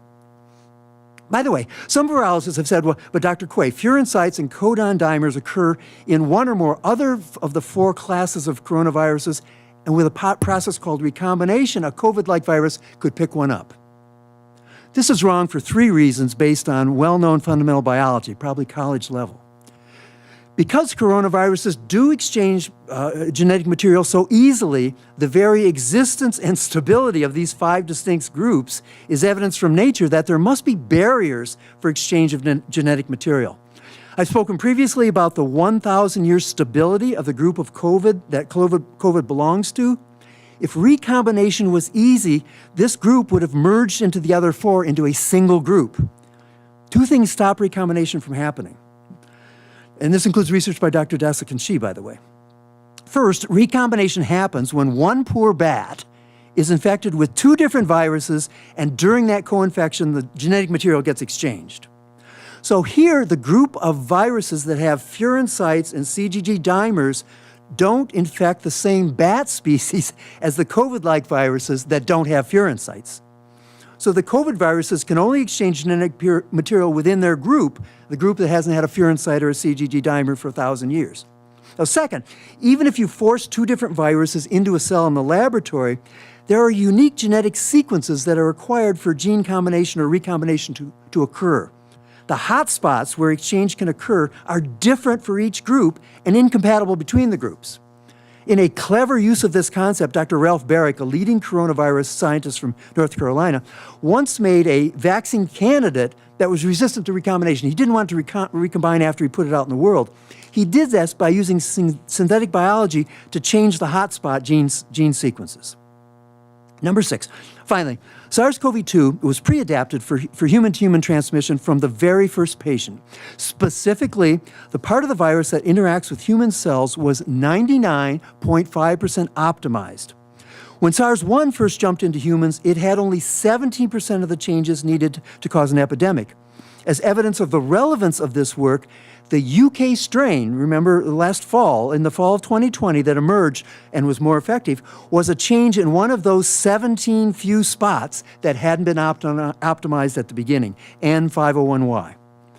Some virologists may claim COVID virus was not pre-adapted and point to evidence it has been mutating a lot since it first emerged, making new variants like the Delta strain currently in the news. But the details tell a different story. COVID does randomly make, on average, about one genetic mistake every 2 weeks. So after a year of circulating the globe, it will naturally have, on average, 26 changes somewhere in its genetic code compared to when it started. But the vast majority of these mistakes are either neutral, having no effect on the deadliness of the virus, or actually detrimental, making the virus weaker. Less than 1% of the changes actually improve the virus. So how do I believe the COVID virus was taught to infect humans in a laboratory? A commonly used gain-of-function method to optimize the COVID virus would have been to serial passage in a laboratory on a humanized, genetically modified mouse that can develop a human-like pneumonia. You take 20 mice, you infect them, you wait a week, and then you recover the virus from the sickest mouse. Then you take another 20 and you do it again, and suddenly you're starting to kill the mice. And finally, after several weeks, through this directed evolution, you'll produce a mouse that can kill every humanized, a virus that can kill every humanized mouse. However, it's actually a challenge to create that humanized mice for the serial passage in the first place. Here, the WIV has acknowledged that for several years they've worked with humanized mice developed in Dr. Ralph Baric's laboratory in North Carolina and funded at U.S. taxpayers' expense. In closing, let me say to the families of those who have died from COVID, families of those who have died from COVID, I'm dedicated to applying my scientific and medical expertise to understanding how this pandemic happened, and importantly, helping put safeguards in place at our research institutions to be sure this never happens again. Thank you. Riveting testimony, Dr. Quay. Appreciate the work you've done in sharing that. And now finally, to bring us to Dr. Richard Muller. Dr. Muller is a professor emeritus of physics at the University of California, Berkeley. He's worked across his field of study, leading the two efforts that have won Nobel Prizes and the National Science Foundation Alan T. Waterman Award for Outstanding Research. His scientific expertise has been vital to the work that we're doing. Dr. Muller, appreciate you coming. Thank you very much, Mr. Comer, Mr. Scalise. I appreciate you doing this. It's extremely important. Having just listened to Dr. Quay's comments, I think we need to recognize the power of science. And previous speakers have said that we may never know the origin. I think that is incorrect. I think when we bring the power of science to this, we can reach conclusions that are very powerful. Dr. Quay has covered most of the science that is most relevant. I would like to emphasize 5 points, each of which is capable of separating and distinguishing between a natural origin, a zoonotic origin, and the lab origin. So let me just draw your attention to these 5. The first one is the absence of a pre-pandemic infections. He mentioned that.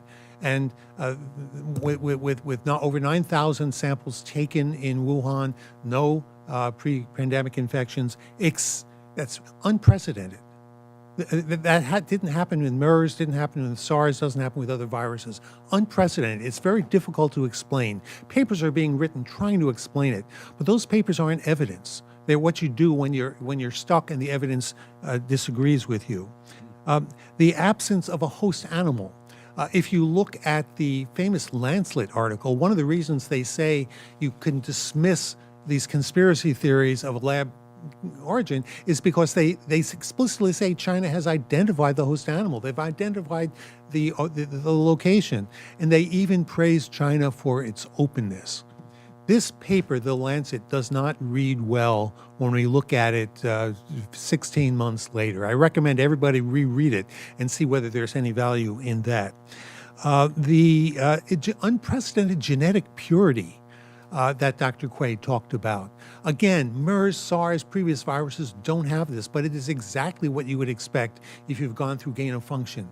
So each one of these things is compelling. By itself, if we had any one of the 5 things, these are 3 of them, we should conclude that the evidence strongly favors the lab origin. The spike mutation. The fact that there's no known way for that spike mutation to get there other than by gene insertion in a laboratory is a very powerful argument. And again, there are papers written that try to explain this away, but those papers aren't presenting evidence. The evidence in favor of the natural zoonotic origin, there isn't any. The only evidence that's cited is, well, it looks like another zoonotic case, or those cases are quite common, but there's no scientific evidence supporting those. And finally, the fact that this virus was optimized to attack humans. Again, something that has never happened in natural releases. But it does happen if you run it through the gain of function. So there's really all of the scientific evidence argues in favor of the laboratory origin. The papers against it, the famous paper by Christian Anderson in Nature Medicine, his argument against the lab leak case was his claim that the spike protein had not been optimized, and it certainly would have been. That is his one argument against it in that paper that is so widely quoted. But recent evidence, as Dr. Quaid talked about, shows that it was 99.5% optimized. I'm going to end with a little anecdote, a story of that is horrifying and more frightening than almost anything else in my life. In the early days when I was trying to teach myself virology, I called several of my friends who are expert in virology. One of them, I asked him if he could help me review some of this literature, the literature that suggested that there was a lab leak. And he said, no, I'm sorry, Rich, I can't do that. Well, okay, is there someone in your lab who could do it? No, nobody in my lab will do it. Well, why not? Well, let me be candid. If anybody in my laboratory is discovered to be working on a laboratory leak hypothesis, China will label us enemies of China, and the laboratory will be blacklisted, and we will no longer be able to collaborate. We collaborate all the time with China. Nobody will take that risk. This is one of the most chilling conversations I've had in my life. The idea that China has managed to interfere, to break the United States freedom of expression, freedom of investigation, freedom of thought, by through this collaboration effort, really scary. So, let me just say that some people say we will never know, not until China confesses, or unless there's a whistleblower. Well, we have a whistleblower. It was the virus itself. It came here, it came out of China, it came to us, and it carried with us genetic information.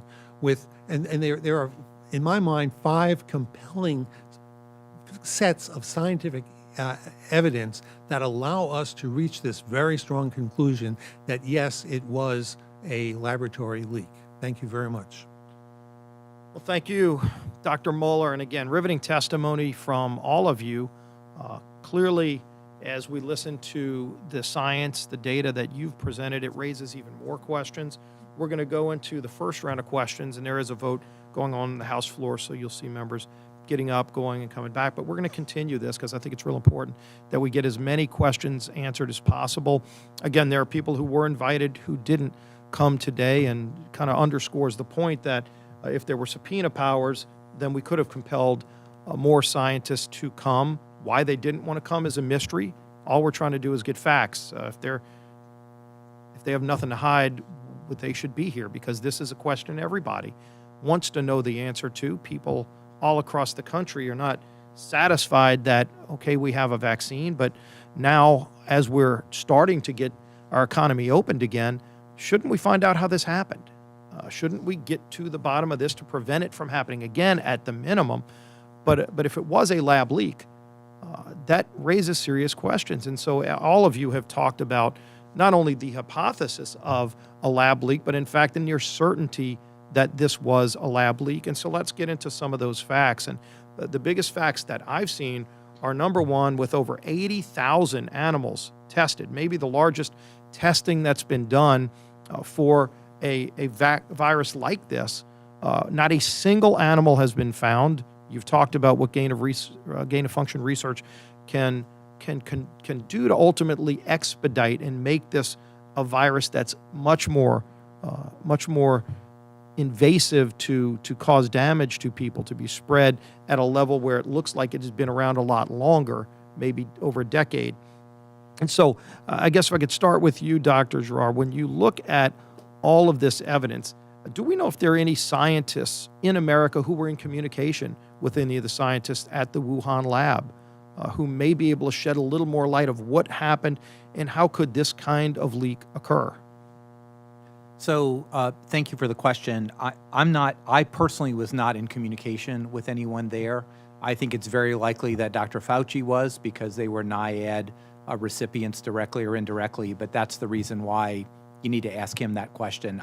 I do not know that.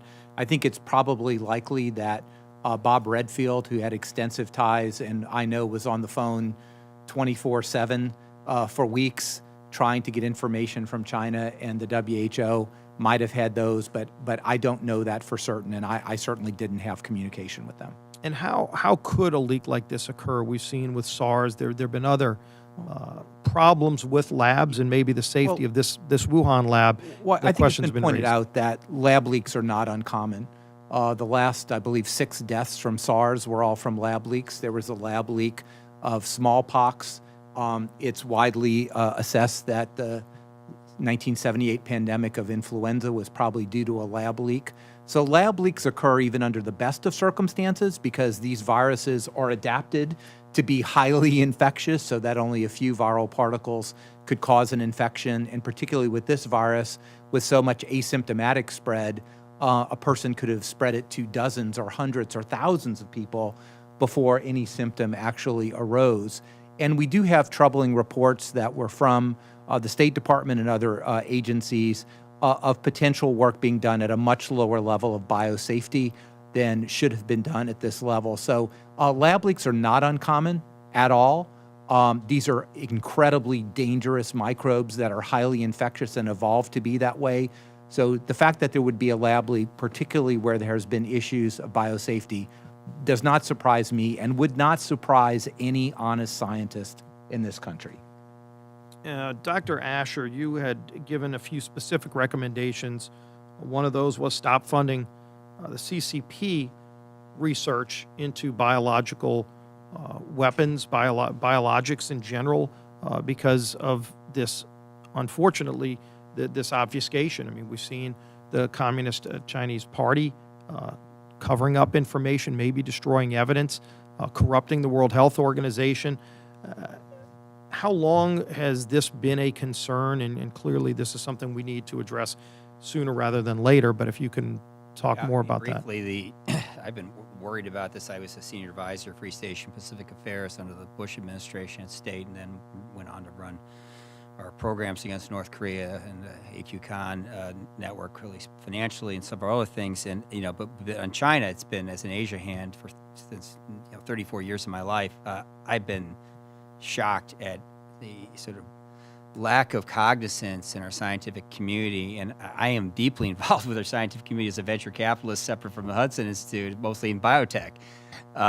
We're just not really thinking about the dual-use nature of synthetic biology. Which is ironic, since in 2018 the National Academy of Sciences put out a very strong study warning about biotech dual-use capabilities fueling biological warfare-related capabilities in adversarial nations, and including in our own nation, they could get out of one of our labs.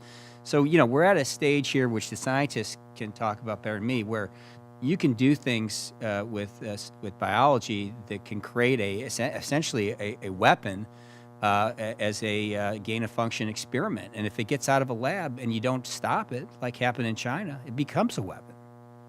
So this is to me a huge issue for you, sir, and all of the members of Congress. And I'll ask this to each of you as my final question, because there has been a lot of debate about gain-of-function research, and clearly it has been conducted over time. Just how directly or indirectly taxpayer funding was involved in the Wuhan labs gain-of-function research is something that we should be investigating more. But in general, weighing the pros and cons, especially in relation to these kind of viruses, do any one of you want to discuss or talk about what we should be looking at in terms of policy regarding gain-of-function research? Dr. Quay, I'd start with you. Yeah, I mean, I think because I'd like to get something done, the good is better than the impossible that you can't get done.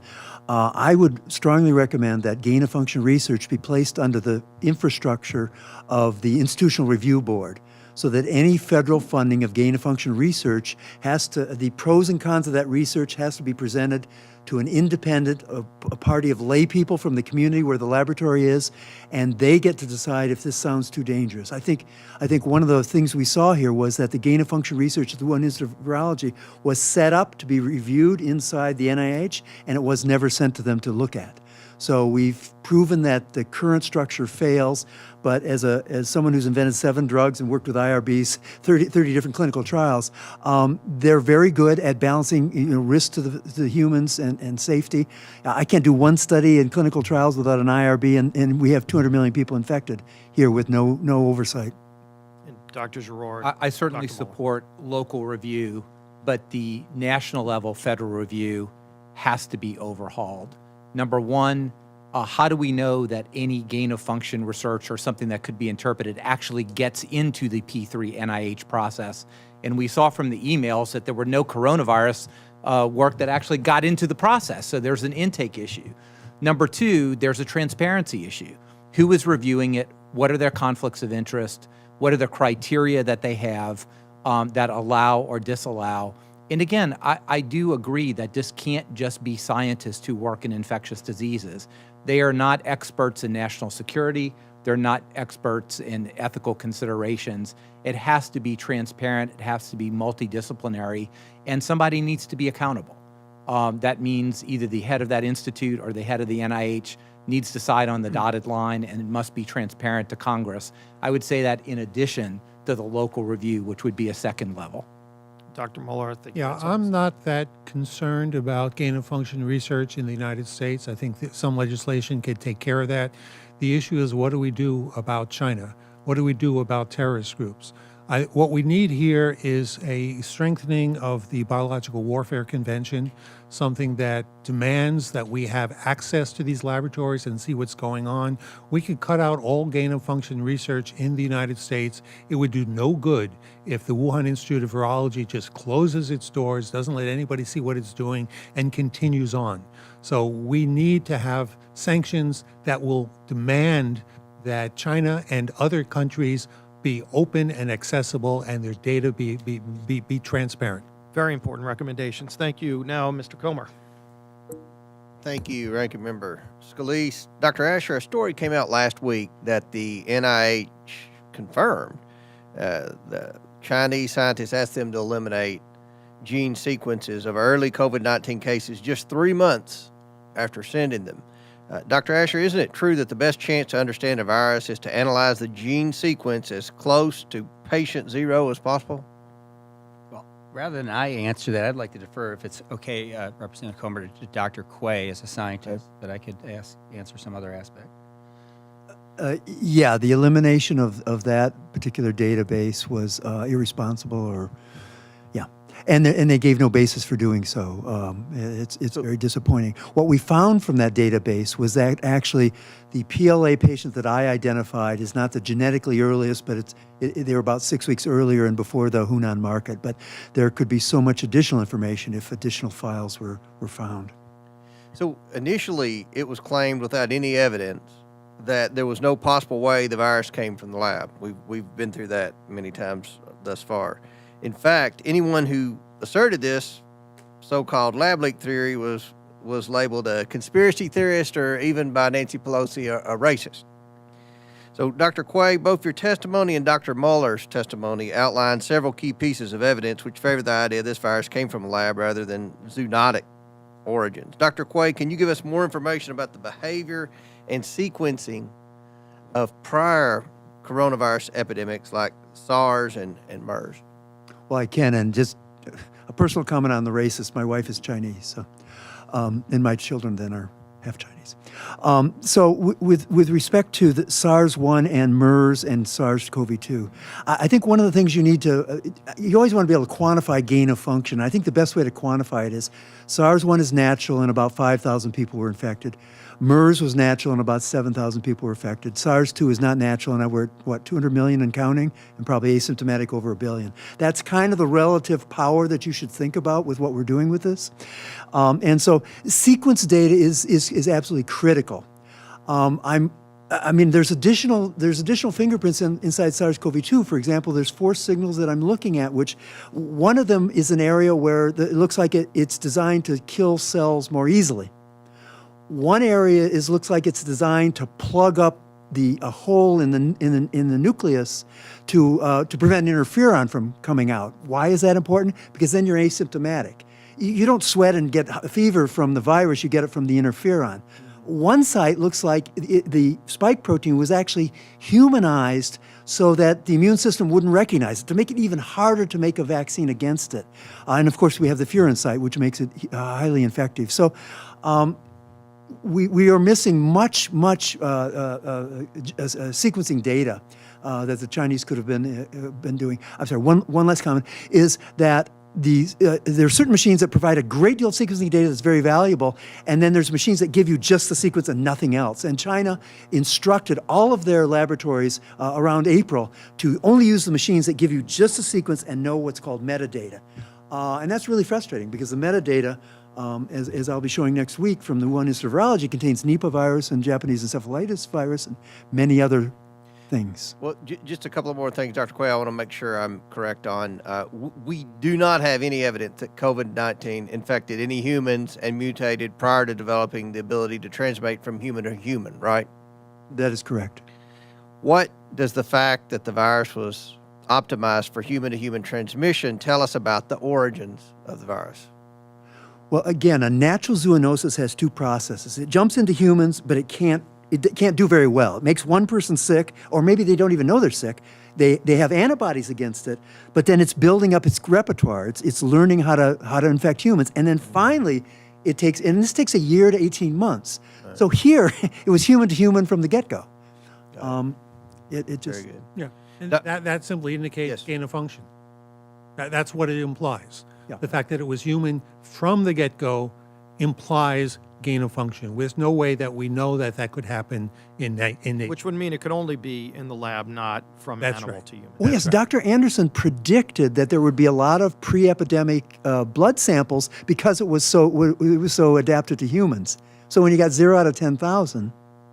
And just to summarize, with respect to the animals, which is where China initially said the virus came from, Dr. Mueller, how many animals were examined?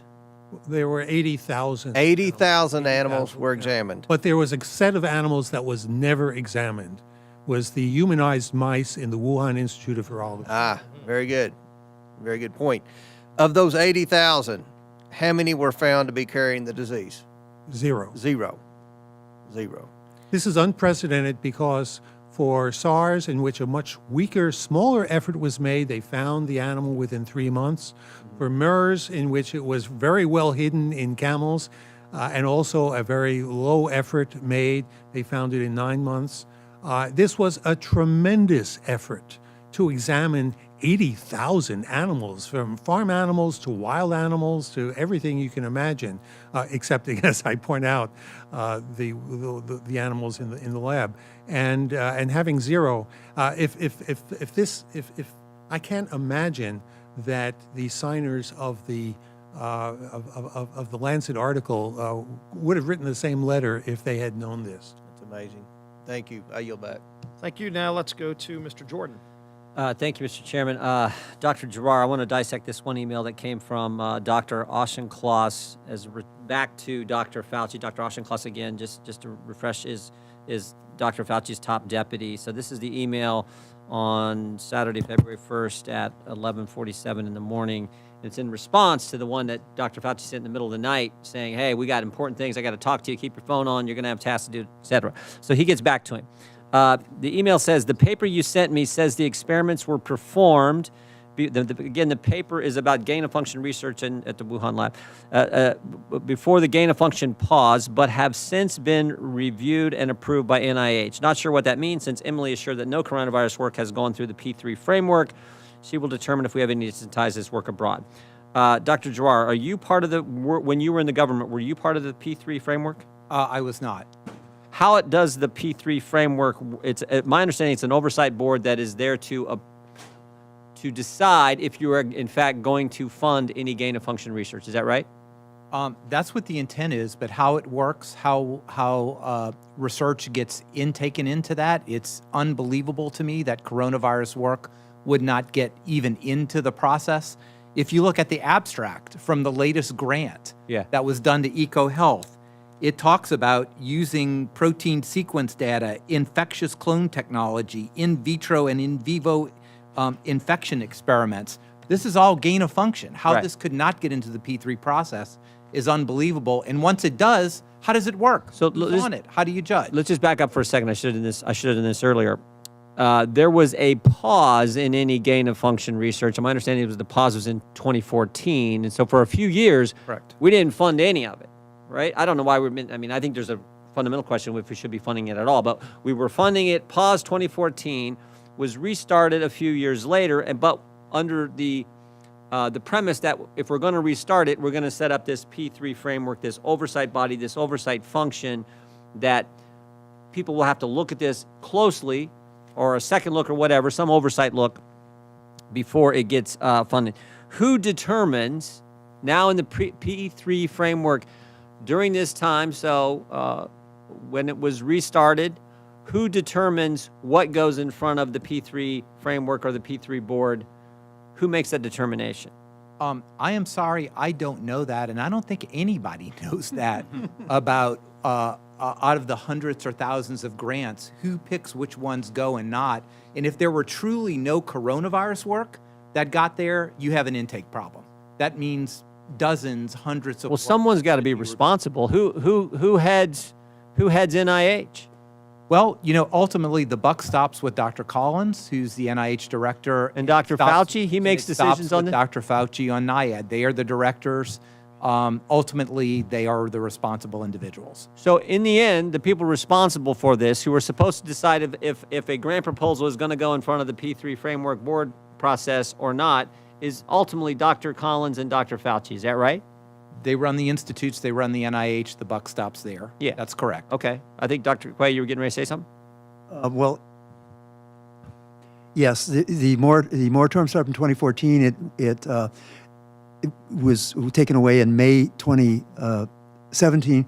And as far as I know, there's never been a grant that's gone before this structure, the B3, despite the fact that it was set up. So it was set up to look for gain-of-function research, and my understanding is that there's been no grant that's been sent. Well, my understanding is the guy who heads the chair of this board, this P3 framework board, is Dr. Hassel, and he's even said in a public forum, he volunteered this information that he's the chair, and he said it's been very limited, the work that they've done. Very few proposals come in front of them.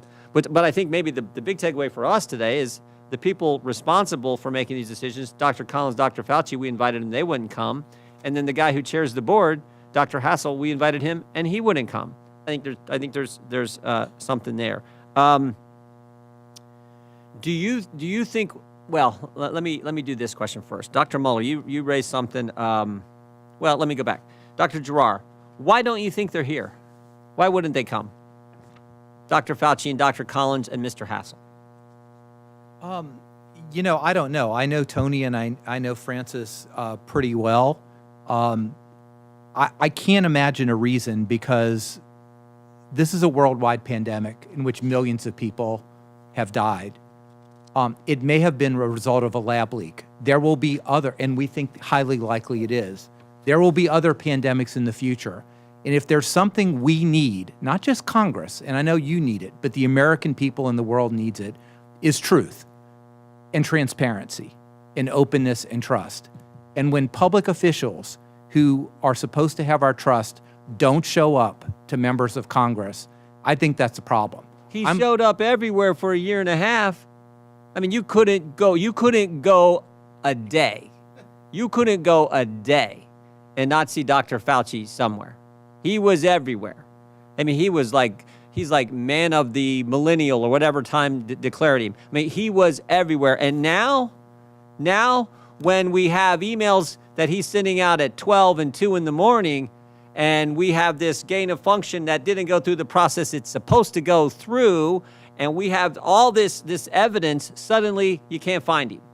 Well, you know, all those redacted emails, they're redacted to you and to me, but they're not redacted to the people who are on it. So he could read it unredacted and refresh his memory and inform Congress. And look, He sure could. when I was in the Trump administration, I got pinged by many antagonistic members on the House or the Senate side.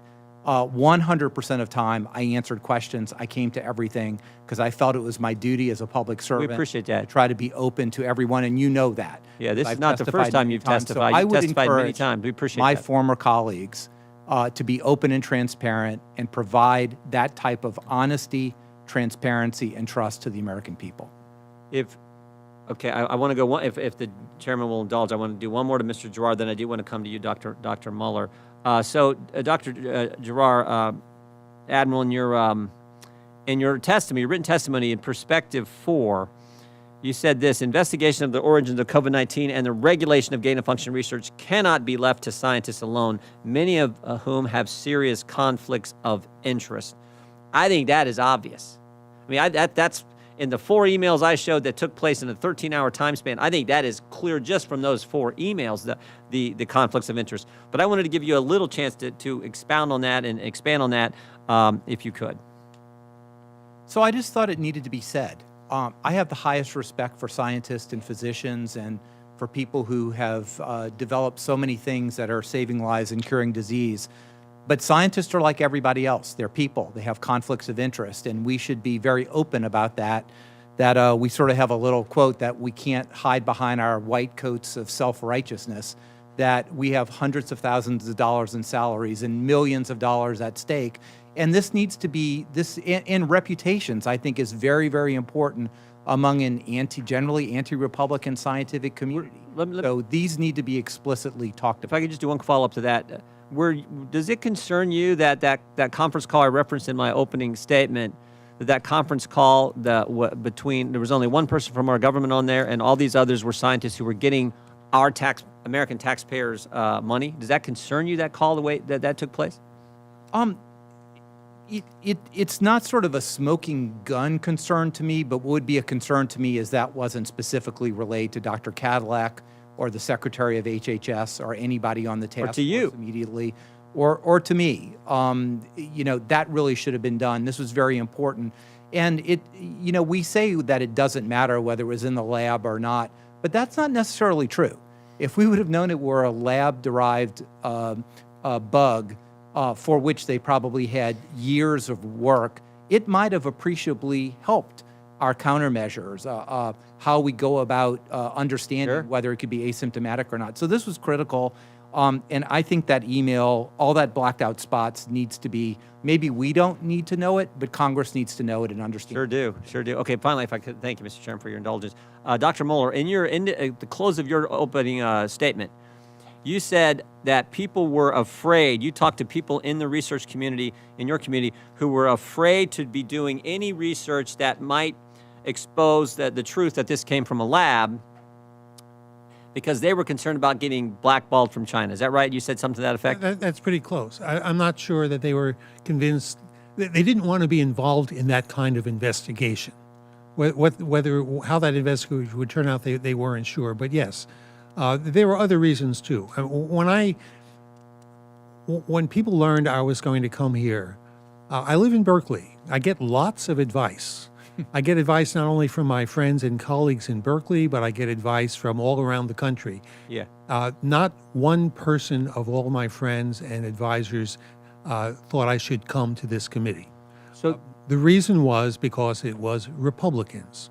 My response to every one of them is I am not going to go and, scientists, yes, they are often biased. You need to distinguish between scientists' opinions and science. And science is nonpartisan, science is unbiased. I came here and I told all them I was going to come here and I will talk to anybody. yeah. And I want to present science because I think in this case, the science by itself carries the argument. I don't want you to ask me for my opinions on Right. things. If I stick to the science, then I can defend myself against my friends. The chairman just refreshed my memory. He said the words you used were enemies of China, I think you used, when anyone who would be doing research that would go against the evolutionary theory of this was going to be somehow attacked. But it wasn't just China. This is my point. It was everyone.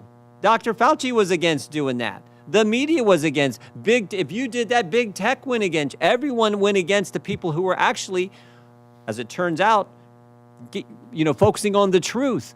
That is a scary thing for our country, and it goes right to your point. That's about opinions and politics, not about science. And that is what has happened, what did happen for the last year and a half. And my point that I made in my opening statement was, and Dr. Fauci, I believe, based on what I showed you all, I believe knew that from the get-go and was misleading the American people. And again, maybe I'm wrong, but he could have came here and answered my questions. Another quick anecdote. In September, when I called a virologist at a national laboratory and said, I was soliciting some help. This was before I met Dr. Quay. I was soliciting some help on this issue. He said, no, I'm not going to touch that. I'm not going to recommend anybody touch that because it would help the reelection of Donald Trump. Yep. So it was a political issue for some of them. Yeah. Well, thank you, Dr. Mueller. Again, thank you and all of you for coming to testify. We appreciate you being here, and I think you'll see that we're here to get facts, and y'all are giving us a lot of really important facts. Dr. Green, you are next up for questions. Thank you, Mr. Chairman. Dr. Asher, you talk about the real possibility of this being really a biological weapon, or at least related to Chinese biological weapons program. I'd like to place into our record the Chinese mission to the 2011 Biological Weapons Convention. It's a pretty incredible document. Mr. Chairman, if I could, okay. Without objection. Add that into the record. If you guys need to see it, we can give copies to you, but you don't have to look very far to see what the Chinese intentions are. First, the document states, and I quote, synthetic biotechnology poses a huge latent threat to mankind as it could be used in the future to create pathogens of even greater toxicity and infectiousness than those currently known.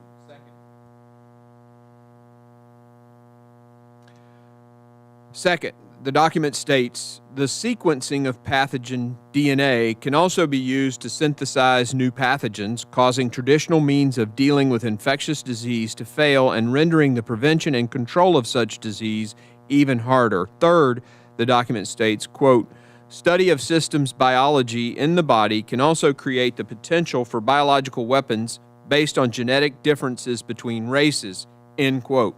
That's from the Chinese document.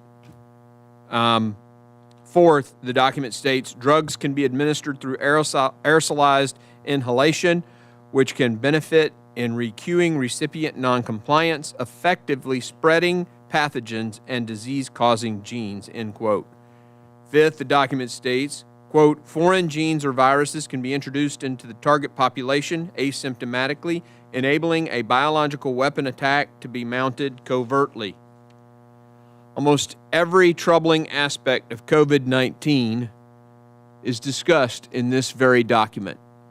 And Dr. Asher, do you believe that China has a biological weapons program? And if so, what is the percentage of the chance that this virus was designed as a biological weapon? Well, China does have a biological weapons program.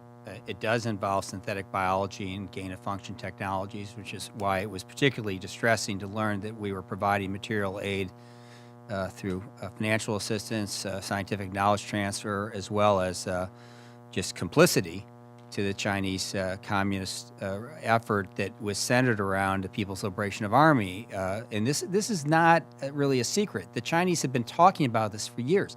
Let me also just mention real quick in passing, the people who built the BSL-4 lab, the most dangerous lab in Asia, one of the most dangerous labs in the world for enabling this research, were the French. The French were kicked out. They had been starting to feel the pressure from the Chinese in 2015, just as they started to build this lab. The French government in 2017 was fully evicted, humiliated actually. Their prime minister had gone there for a ribbon-cutting ceremony. I don't think Xi Jinping was there, but his vice premier was. And then like weeks later, they were sent away. Now, they came out and warned people. I was astonished because I was in the biotech sector at the time. I heard all about this. I mean, we were like, well, we better not be working with China anymore because the Chinese are embarked on something that looks like WMD. Why didn't everyone at the State Department know this? And what it really came down to is our non-proliferation bureaucracy, which is separate from the arms control bureaucracy, for whatever reason, just didn't see the importance of synthetic biology and advanced gain-of-function applications in biology as a warfare threat. Well, now we know it's a warfare threat. Was this a weapon? Probably not. It was a weapons-related vector being developed. Okay, a weapon the reason I don't think it was a weapon deliberately deployed, at least, was I just found the Chinese were confused when this originally happened, and they were asking us, "What's going on in Wuhan?" And then I thought to myself, if they really understood this, why wouldn't they have done what Professor Mueller would say and has said? They would have released it at Fort Detrick in Maryland, just outside the gates, and then they could have blamed the United States. I think this was a laboratory disaster, a biological meltdown, but then they covered it up. And when they covered it up and didn't tell Admiral Garrar and others, essentially it proliferated it as a type of weaponized vector. Any virus that gets out can effectively become a weapon, which leads me to a final thing. You know, the Chinese, again, had told us in 2011 that this was going to happen. They told us that they were going to pursue, in effect, these types of capabilities because they said that's the future of warfare. Well, today we at state and other government agencies, including Commerce, know this. But we have no export controls on gain-of-function technologies from the United States, even into communist China. Now, I'm not for overregulation of my own business area, biotechnology, which, but it can save the world, but it also can end the world. So I encourage you to think, why don't we have just basic level export controls like we do in so many other technologies for biotechnology, especially since we are at the epicenter of the biotech revolution in the world today, and the Chinese are desperate to get a hold of our technology. Thank you. I think that's an excellent point. Do you think this was an intelligence failure, or do you think this was, decision makers had the information and ignored it? Well, it was an intelligence failure because if we didn't use the intelligence, sir, between our ears, to understand that the French government had been kicked out, our ally. I mean, the French worked very closely with the National Institutes of Health. I don't understand how the National Institutes of Health didn't know that the French had been evicted from the #1 Chinese cooperative program in the world. That was apparent. But then there are things I will mention in passing. Some of the information in the declassified fact sheet that Secretary Pompeo presented on January 15th, right here, was dated November, December of 2019. It was all declassified, including the dates of information. We won't say what was classified and what wasn't unclassified. There was a mix, but most of it was very sensitive information. But how did it take a year to get to our desk at the State Department? Maybe it got to your desk the same time it got to us, to your intelligence briefers.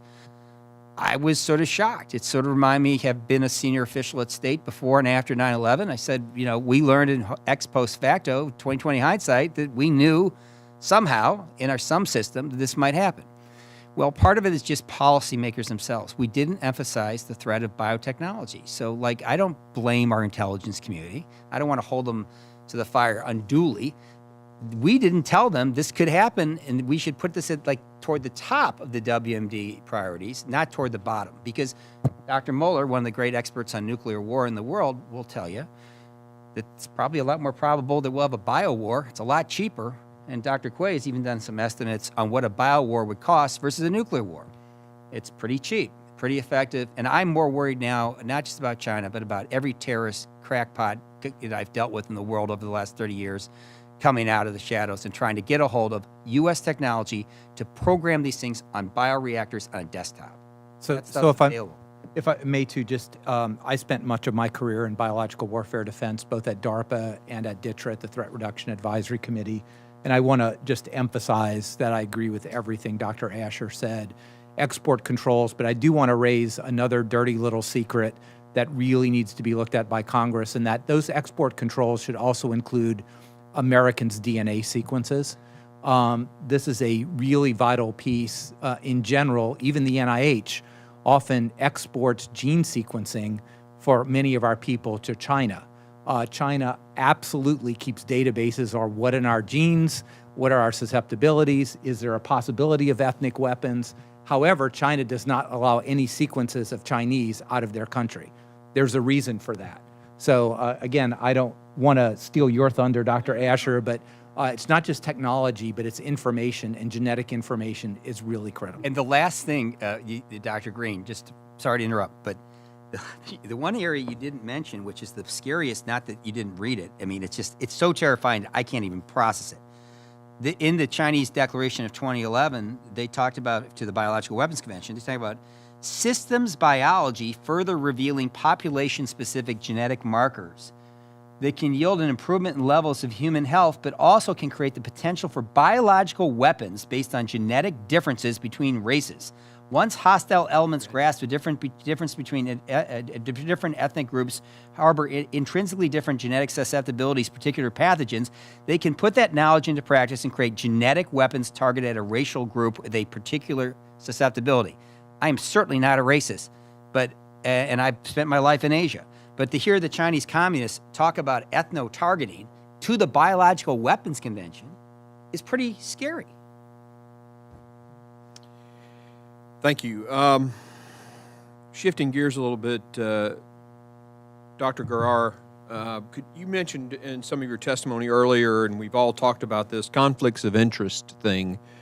Could you elaborate on the types of conflicts of interest and perhaps give us some specific examples of conflicts of interest that perhaps were violated in, I don't want to use the word cover up by our media, but the Lancet article and So let me first say I'm not accusing anyone of anything, but I want to be really explicit. As a physician, as a scientist, or a person who had NIH grants, who was a professor at a medical school, I did this routine. People are salaried hundreds of thousands of dollars a year, and that is a potential conflict of interest. They want their jobs, they want their money. Millions of dollars in grants. The currency of the realm are NIH grants. When somebody's introduced, they had 30 years of continuous NIH funding. This is not only financially lucrative, but it's also a prestige factor. People who have inventions could make tens of millions of dollars based on those inventions when they sell those to industry. But again, I do believe, and I saw it on a daily basis, and some of these esteemed colleagues have said, President Trump was a controversial figure. Okay, we were controversial in the Trump administration. But there was such bias against the president that even thinking that you were helping the president, you were, excommunicated from the scientific community. And I think that's a really important factor. And if you, I want to just dig in on that a little bit. So I'm a physician, and we did in residency, this thing called Journal Club that was designed to teach us how to see bias in medical studies. We would look at, were the researchers funded by the drug they're investigating? So breaking it down to the simplest level. Was there selection bias in the population examined in the study? All these different types of bias in science, right? What I just heard from you is that there is a new bias in our scientific community, and it is Trump. And if you are going to research anything that could prove the president's statements true, then that absolutely is rejected out of hand, and therefore a form of bias. Is that what I'm hearing? You are hearing that, and I'm going to tell you, and I am not going to go into specifics, but physicians who were on the task force or who were around the task force were under tremendous pressure from their scientific colleagues to not even show up with the president on stage, advising the Oval Office. Tremendous pressure, and they felt it. This was real. And again, I'm not going to read into her, but I'll just say Dr. Burke said she knew her career was over the moment she came to the task force because she would be prejudicially sought excommunicated from the scientific community Excommunicated because from she the- may have supported some thesis that but scientifically was true, and we all know to be true, but Trump supported. What's not even the thesis, it's just being on the same place with the president. I think Oh, it would you ruin- can't even be in the same room, huh? right, and Huh. that's true. And people died because of the false information that has been put out, right? I mean, we know for a fact. I mean, Columbia University, not a bastion of conservatism. Columbia University said 60% of the people who died could have been saved had China just said human-to-human transmission 3 weeks sooner. And this group of people, the media and the Dorseys and the Zuckerbergs of the world who refused, called it a conspiracy theory. Oh, it's a conspiracy theories. People died. That blood is on the hands of the social media giants and the media and the people who refused and just completely supported whatever China and the World Health Organization said. And you have scientists, competent scientists, saying differently and being ostracized. Shame on you. Mr. Chairman, I'm probably way over my time. I yield. Thank you. Very good question. Representative Maliotakis. Thank you. As a member of the Foreign Affairs Committee as well, I was just really curious about talking about the responsibility of all global leaders to determine the origins and work together in cooperation to prevent a future pandemic. I would love to ask David Asher some of his thoughts on, working at for the Secretary of State. What were some of the things that you had been working on with our partners on the global level, and where can we build upon that to ensure that, well, number one, there's accountability, but I do feel that there's been a little bit of hesitancy from our global partners and in holding China accountable and really demanding answers to the origins. So I'd love to hear from your perspective of the work that you did in that regard. Congressman Maliotakis, thanks very much for that important question. The lack of cooperation among even our Five Eye partners in the intelligence world was a bit surprising. But, the information can be had. I mean, talk to the French. They know a tremendous amount. They trained the people in Wuhan, actually. So even though they got kicked out, they're still in touch. They have one of the best intelligence services on the face of the earth, the DGSE. The DGSE has come out publicly, which is unusual for them. They're very secretive, makes the CIA spokesperson look loquacious. But they've come out and said that they were very concerned starting in 2015 that this was going to have a WMD relationship, and that France was indirectly and inherently, not intentionally at all, but because of the scientific cooperation that was sincere. I have no doubt that the Pasteur Institute in France sincerely wanted to help combat reemergence of SARS. And the French scientific establishment, just like ours, was, wanted to be helpful. And I know that the French Foreign Ministry, like the Department of State bureaucracy, was facilitating this cooperation. But we should have been second-guessing ourselves. We should have had some sort of a more advanced function in policy related to proliferation. I found an awful lot of the non-proliferation bureaucracy, the sort of permanent bureaucracy, cleared on things that in hindsight were proliferating. Giving dual-use technology to the Wuhan Institute, knowing that for years there had been suspicions of its involvement with the Chinese People's Liberation Army, which now the Washington Post just put out last week, is in their actual instruction manual for employees, I believe, that it talks about secret programs and the need to manage loyalty to the party above anything else, and sort of like it's on their website. Okay, so sort of the risk management thing here, but the cooperation now we need a coalition of the willing among our allies. I happen to have my one experience on the Democrats. So I came back as a nonpartisan person, as a professional, to help put together the coalition against the Islamic State, which at first was highly politically charged. No one wanted to do it. We weren't going to go out and blast them. I said we have to attack their economic underbelly. General Allen, General McFarland, and I helped put the plan together. And guess what? We took them out. That brought together all sorts of states that people never thought would cooperate. It brought together our partners from NATO. It brought together the first Arab coalition. There are people that will work with us. The Singaporeans, they've got major interests in Wuhan. The French, our own scientists have so many of the clues. So I'm confident that we can get to the bottom of this issue. I concur with my colleagues that the idea that we'll never know is silly. We're going to know. We could learn an awful lot. We don't even have awards at the State Department. We don't even have a rewards for justice program. Like I'd give $10, $15 million like we did with Al-Qaeda after 9/11 to anyone from the Wuhan Institute that wants to defect who actually has senior level knowledge. I've done some things in the Intelligence Committee with defections. We know how to handle it.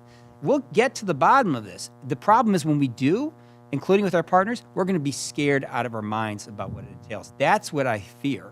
The fear itself could be the problem.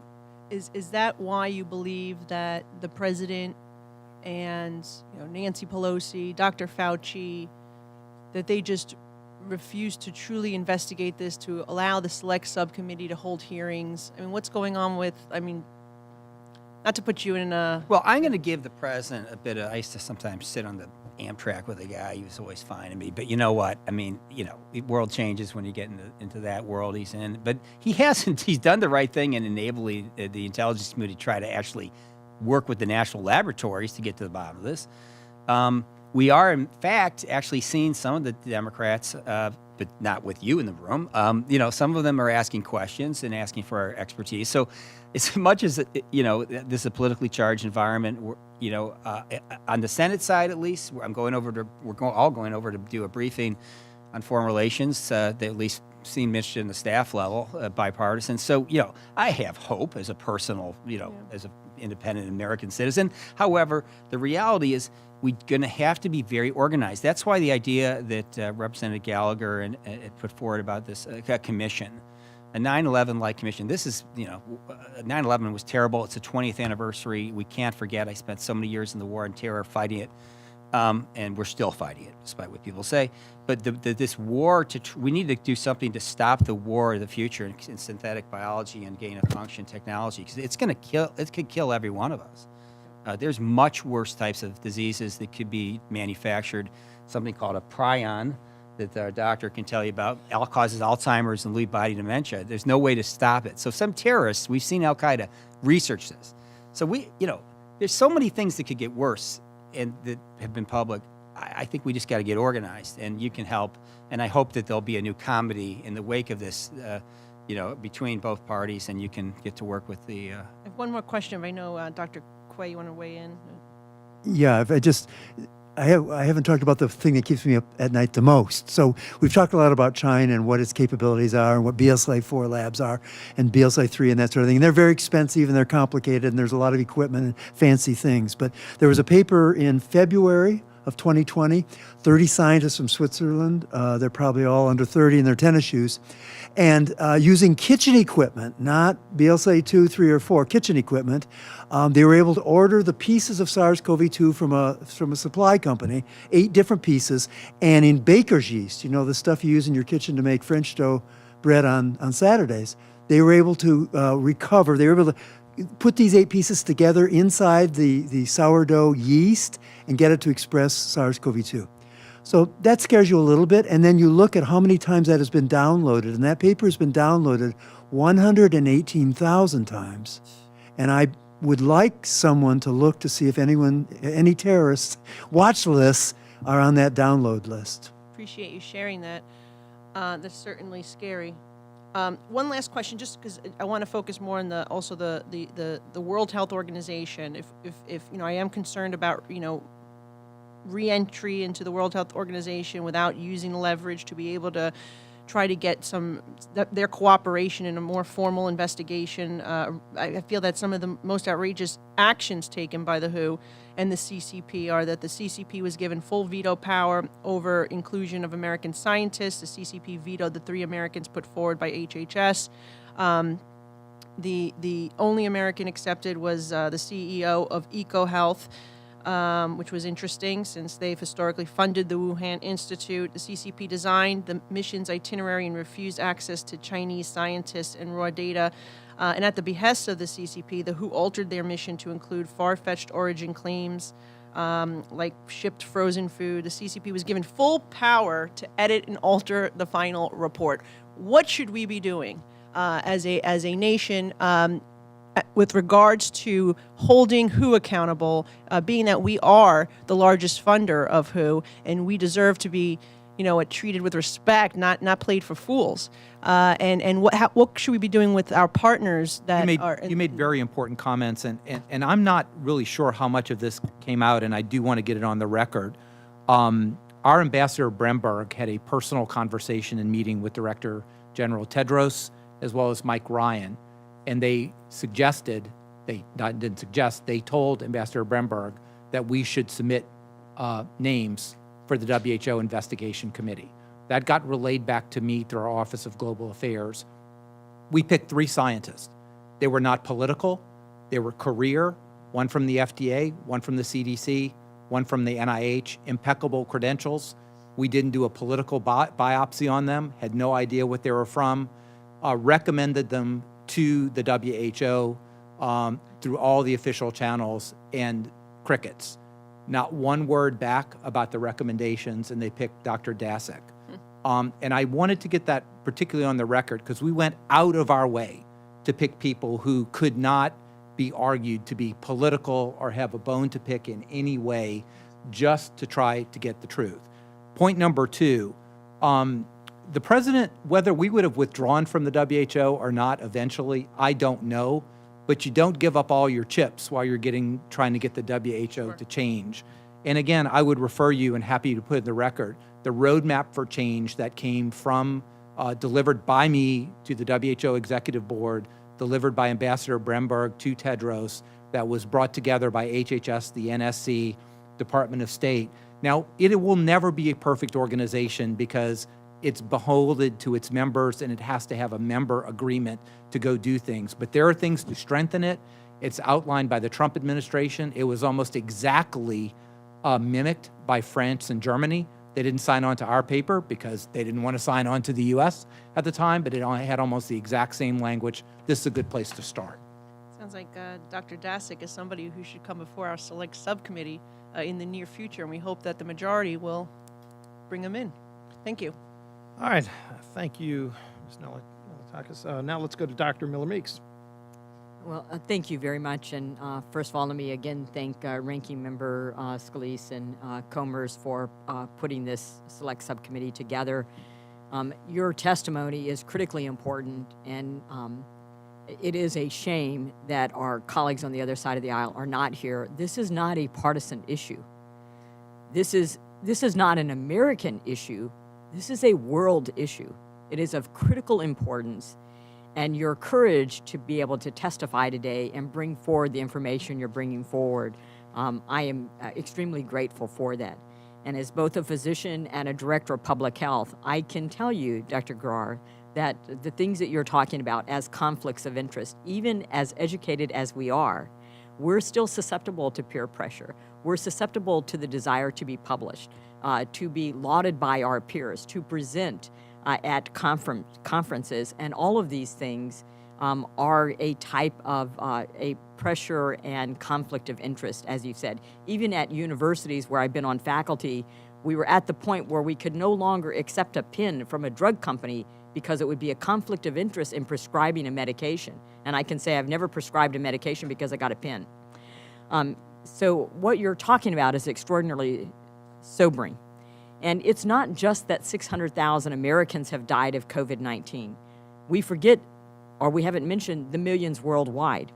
I asked Dr. Walensky of the CDC in April when she testified before our committee, how many excess deaths were there in 2020? 500,000 excess deaths. Those are from cardiovascular events, Dr. Quay, cancer that was not detected, people who did not go into the emergency room, cancer that was not treated, diabetes that wasn't treated, drug overdoses, and suicide. There was an article last year that in San Francisco alone last year, there were more deaths from drug overdose, far exceeding the deaths from COVID. The number of deaths from youth suicide, which is a tragedy in this nation because of our response to COVID-19 and the pandemic, we will never recover. Even the World Health Organization has talked about childhood poverty, which is much greater than 15% higher, and it will be decades until we recover the grounds that have been lost. So when we're talking about holding the Chinese Communist Party accountable, or the pressure there is among scientists to be able to convey information simply because they didn't like who may have espoused that information, those are issues that we have to address, and we have to address as a nation. So thank you for that. And I know that you all actually had information you wanted to convey and were not, so I may just leave my time for information, but I did want to ask just two brief questions. One, Dr. Giroir, if we had known about the magnitude of the virus sooner, do you think our response would have been different? Yes, I do. The CDC has had its ups and downs during the response, but the one thing that the CDC does better than anyone in the world is get on the ground, investigate transmission, and let us know about the virus. And if we could have known about asymptomatic transmission, 2 months beforehand, it could have potentially saved hundreds of thousands of lives. So, I do believe, and I wake up at 3 o'clock in the morning still thinking about these questions, that, when you get to the ultimate source of death, as the CNN would say in the autopsy, it was a lack of Chinese transparency early on. If we could have had that, sure, people would have died. We would have still had it throughout, but I think we could have had interventions much more timely because we would have known so much about the virus. That's my opinion. That's not science per se, and I will defer to that, but that is my opinion, that we would have done something differently, and the CDC were the exact people we needed on the ground in China to make it happen. Well, I would say the same thing about treatment modalities that we were not able to discuss as physicians because we were censored or suppressed. And this is for any one of you. Are you aware, and how many variants are there of SARS or MERS? Dr. Quay? Are you speaking of SARS-1 and MERS? Well, the variants are defined as numbers of infections. So, I mean, it's basically, so with SARS-1, it's very limited. There's only like 3, I think, and in MERS there's 2. Naturally, so the fact that we have so many variants already of SARS-CoV-2 and so rapidly, does that shift us away from a naturally caused evolutionary disease? Does it shift it more towards work in a laboratory or manipulation of it could be either a man-made virus or a naturally occurring virus that was manipulated? Yeah, I don't believe that event does, because what you have is under 10,000 human infections with SARS-1 and with MERS, and so that'll generate just by naturally a certain number of variants, and then you've got 200 million over here.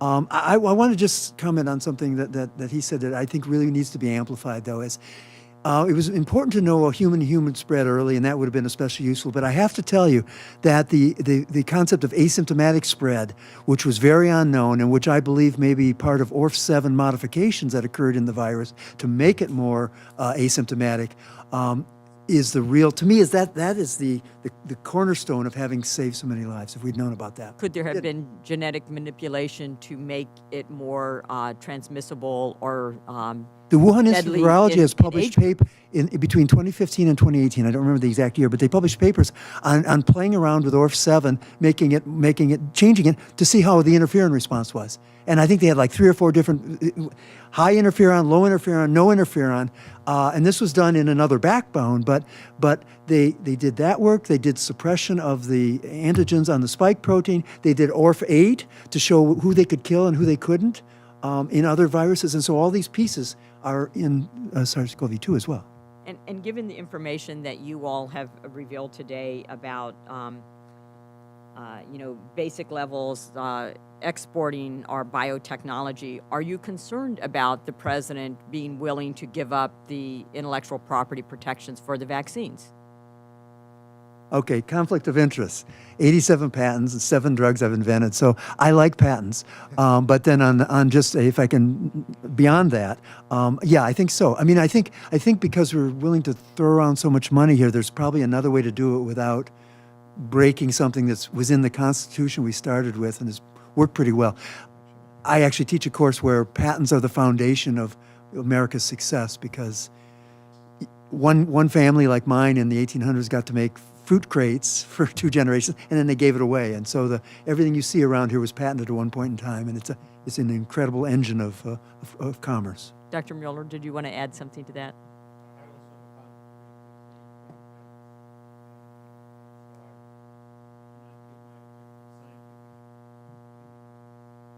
Then I would say, obviously, mine. it's important to protect it so that you all can continue to develop patents. I just want to say that, number one, I think patents are critical for innovation. But number two, it's completely naive of this administration to say we're just going to give a patent away for a sophisticated manufacturing of vaccines that takes years and billions of dollars of expertise. We're going to give it away so somebody else can manufacture it. It's just naive. It does not make biological sense. It's a fantasy world. What needs to happen if you want to do that is exactly what we did on the administration. Have an option to buy 2 billion vaccines, have them manufactured by the companies that have patented them, and then give them to the world. You don't give this technology to other countries. Number one, it violates our patent and innovation, but number two, they can't do it because you're going to have contaminated vaccines, bad vaccines, and then you ruin the entire vaccine enterprise. In addition to which, both Russia and China have been known to spread disinformation about our vaccines, which have been very effective. So thank you for that, and I yield back my time. Thank you for yielding back. And the other point on vaccines is if it were to be given away, these countries don't have the infrastructure today to start manufacturing it. So you've given away what's been years of research and billions of dollars of private investment. You will stifle future investment because if the next company that maybe is on the verge of curing Alzheimer's or curing a new cancer, if they see that if it's successful, their billions of dollars can evaporate because the president can just give it away to countries like China. It would have a stifling effect on that innovation, which still can't even be used today because, as you said, Dr. Gerard, you can contract today with those companies and they have the infrastructure to make those vials. Those countries, China does not have the infrastructure today, and do we even trust that they have the quality standards? But let me ask, do you gentlemen have the time to go for some additional questions? All right, now that we've had our first round of questions, again, thank you all for coming. I'll start in going back to what Chairman McCall talked about with the work that he's done on the China task force. One of the things they looked into is that as we find out further back that this started, there were reports that 3 of the people who worked in the Wuhan lab came out with COVID-19 symptoms. At the time, they didn't know what it was, but they had flu-like symptoms that today would fit with COVID-19. First of all, have any of you gotten any information on testing that may have been done on those 3 workers at the Wuhan lab to determine? We can go back and do blood samples and see if they have the antibodies to determine if it was COVID-19 back probably in September of 2019 as opposed to even December or early 2020. Do any of y'all know what happened to those lab workers who reports say had the first potential cases? Dr. Quay. Well, there were a couple major areas of information records that the WHO team wanted to look at. They actually wanted to do a few things in a positive way, and those were patient records. And so no patient records of early cases of COVID were given or allowed to be looked at by the WHO committee. They said, it's privacy. They're patients and we respect our privacy laws and things. So there isn't information there. I have published a paper that examined a very complicated process of the 590 employees of the Wuhan Institute of Virology, which basically concludes that there is no statistical way that they didn't have positive cases there. China says they didn't, the WHO says they didn't, and with a 4% prevalence in Wuhan in general, they should have had them in the Wuhan Institute just by getting it, from the 7-Eleven down the street. So saying they didn't have any is a false statement. So having led the declassification of that information with the support, of course, of Dean Ratcliffe and Secretary Pompeo, not myself, but I, put the fact sheet together with colleagues in the IC and elsewhere. And, very high confidence. We put it in the declassified information that there were illnesses inside the Wuhan Institute of Virology, a cluster before anywhere else we knew of in the world. What time frame did you? I'm going to say what I know from another government that had people in there, okay? Because that way I'm not giving any U.S., information out. This is not information was received by the State Department. I heard it after I left the State Department. But I'm pretty convinced they know what was going on because they were working with the Wuhan Institute. It was mid-November, early to mid-November. There were workers falling sick, either with influenza or something that more or less resembled COVID. What the exact biology of this was, well, we don't know. We may never know. But I do believe, having led this effort to sort of get to the bottom of this can of worms in the intelligence community, there's a lot of data that's in our possession.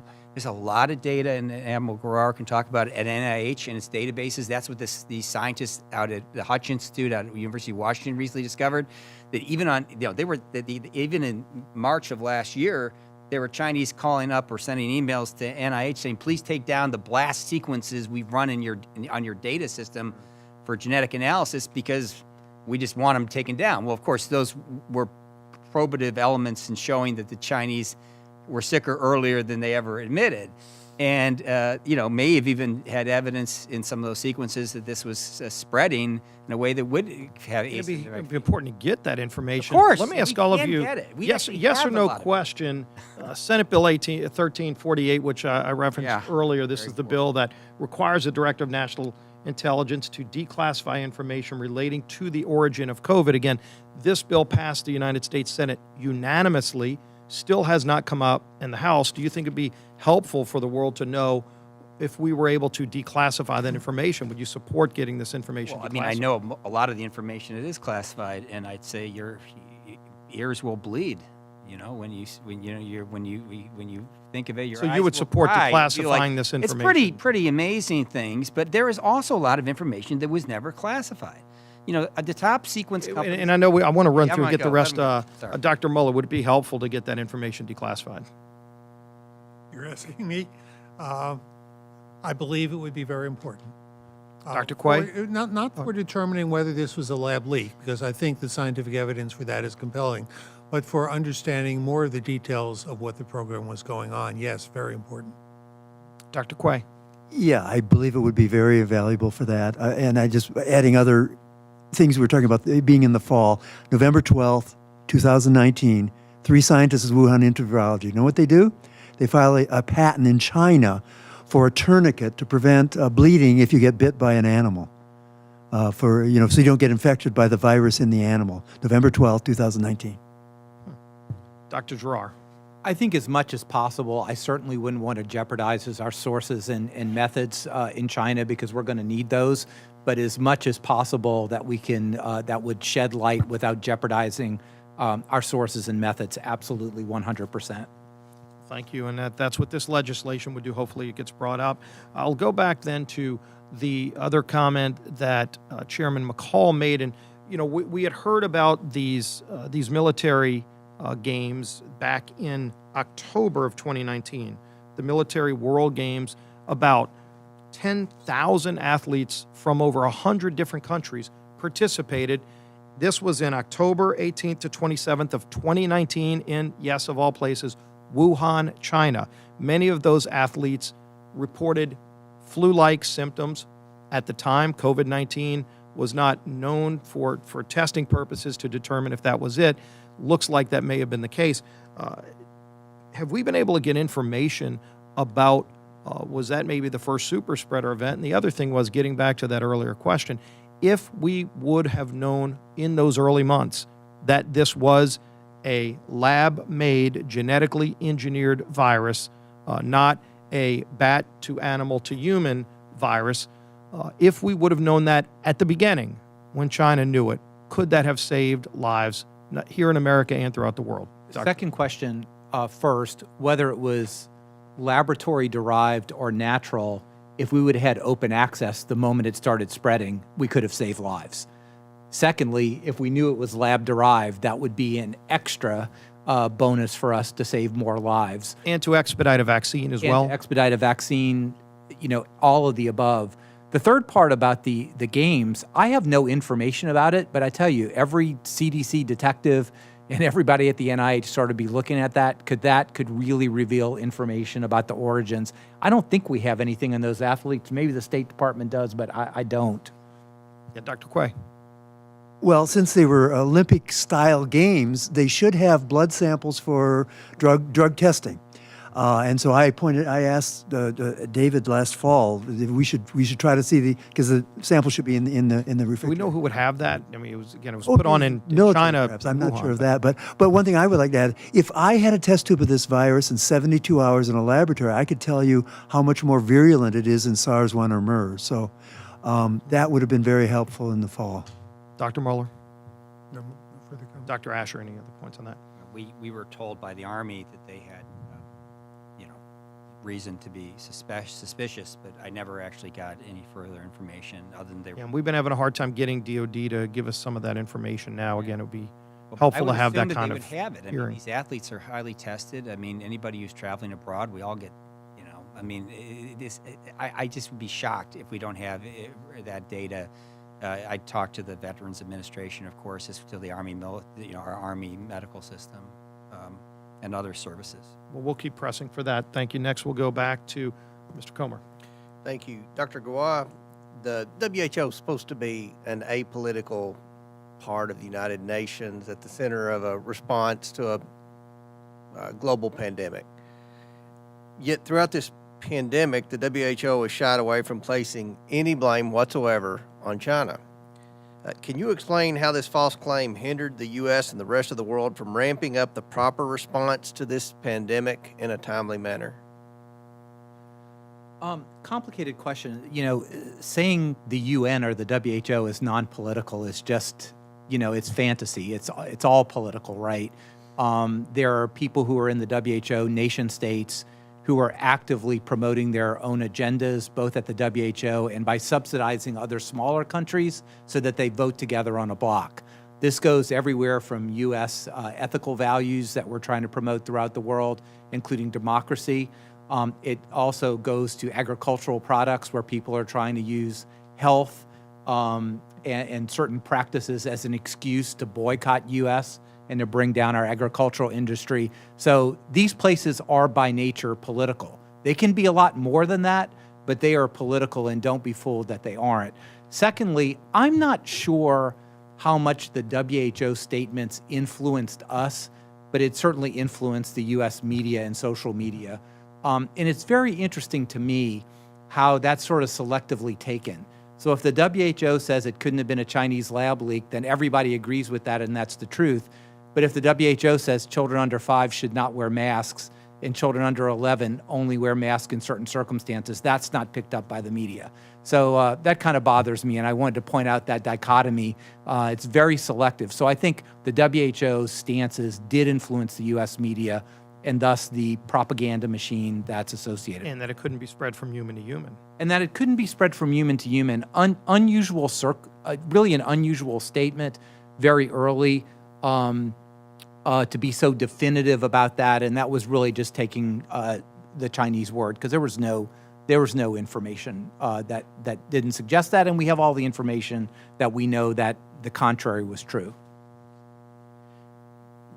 One last example of the WHO. In April of 2021, the WHO released an entirely one-sided report which tried to examine the origins of the virus. Outside scientists were given little access, and the CCP was given full power to edit and alter the final report. Dr. Grawad, did the U.S. submit any names to be a part of the investigation team? Yes, of the recent one, and I'm glad you bring this up because I want to emphasize that we submitted, and that went through my office, 3 non-political career scientists with impeccable credentials who could not be tied to anything that would be offensive to the Chinese, aside from they were going to seek the truth and find it. We don't know what happened to them, but all we know is they never showed up, and only Dr. Dasek was allowed to be on that committee. We heard that, we couldn't believe it, because it's just, I don't know if it's unprecedented, but it's pretty unprecedented that the Director General asks for us to submit names. We submit names, go out of our way to make sure they're completely apolitical, top-notch, and they're summarily rejected. So did Communist China veto those names? We infer that, but we don't know that. All we know is they had veto power, and these 3 names didn't show up. But there were no Americans on this team.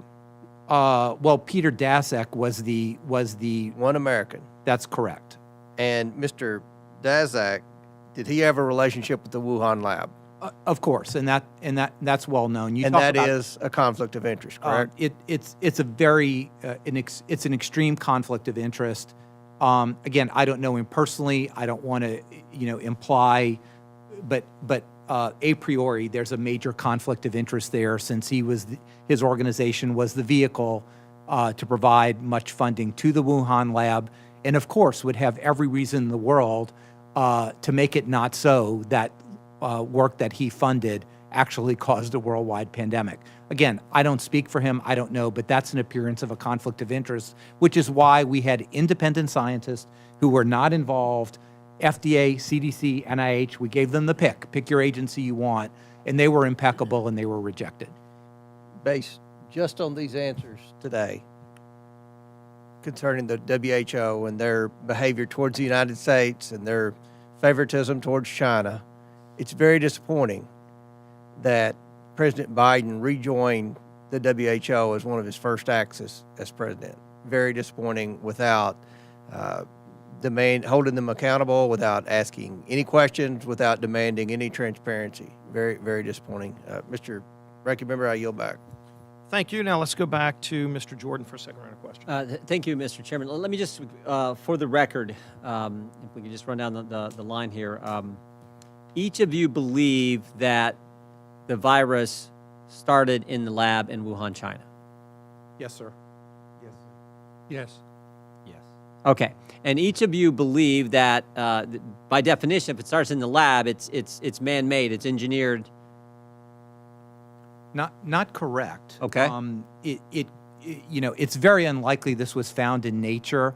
But there is a scenario that it could have been collected in nature and then brought to a population center of 11 million, which is kind of crazy, and then accidentally leaked. It could also have been, when you say man-made, it could have been naturally evolved, which is what was suggested earlier. So it wasn't like humans putting pieces together, but allow the virus to do the virus. Which do you think is more likely, the humans engineering it or what you just described? I think more likely is this was, and again, this is speculation, but I think more likely it was evolved by passage either in human cells or by, quote, humanized mice to have a very virulent pathogen, at least the majority of which, and Okay.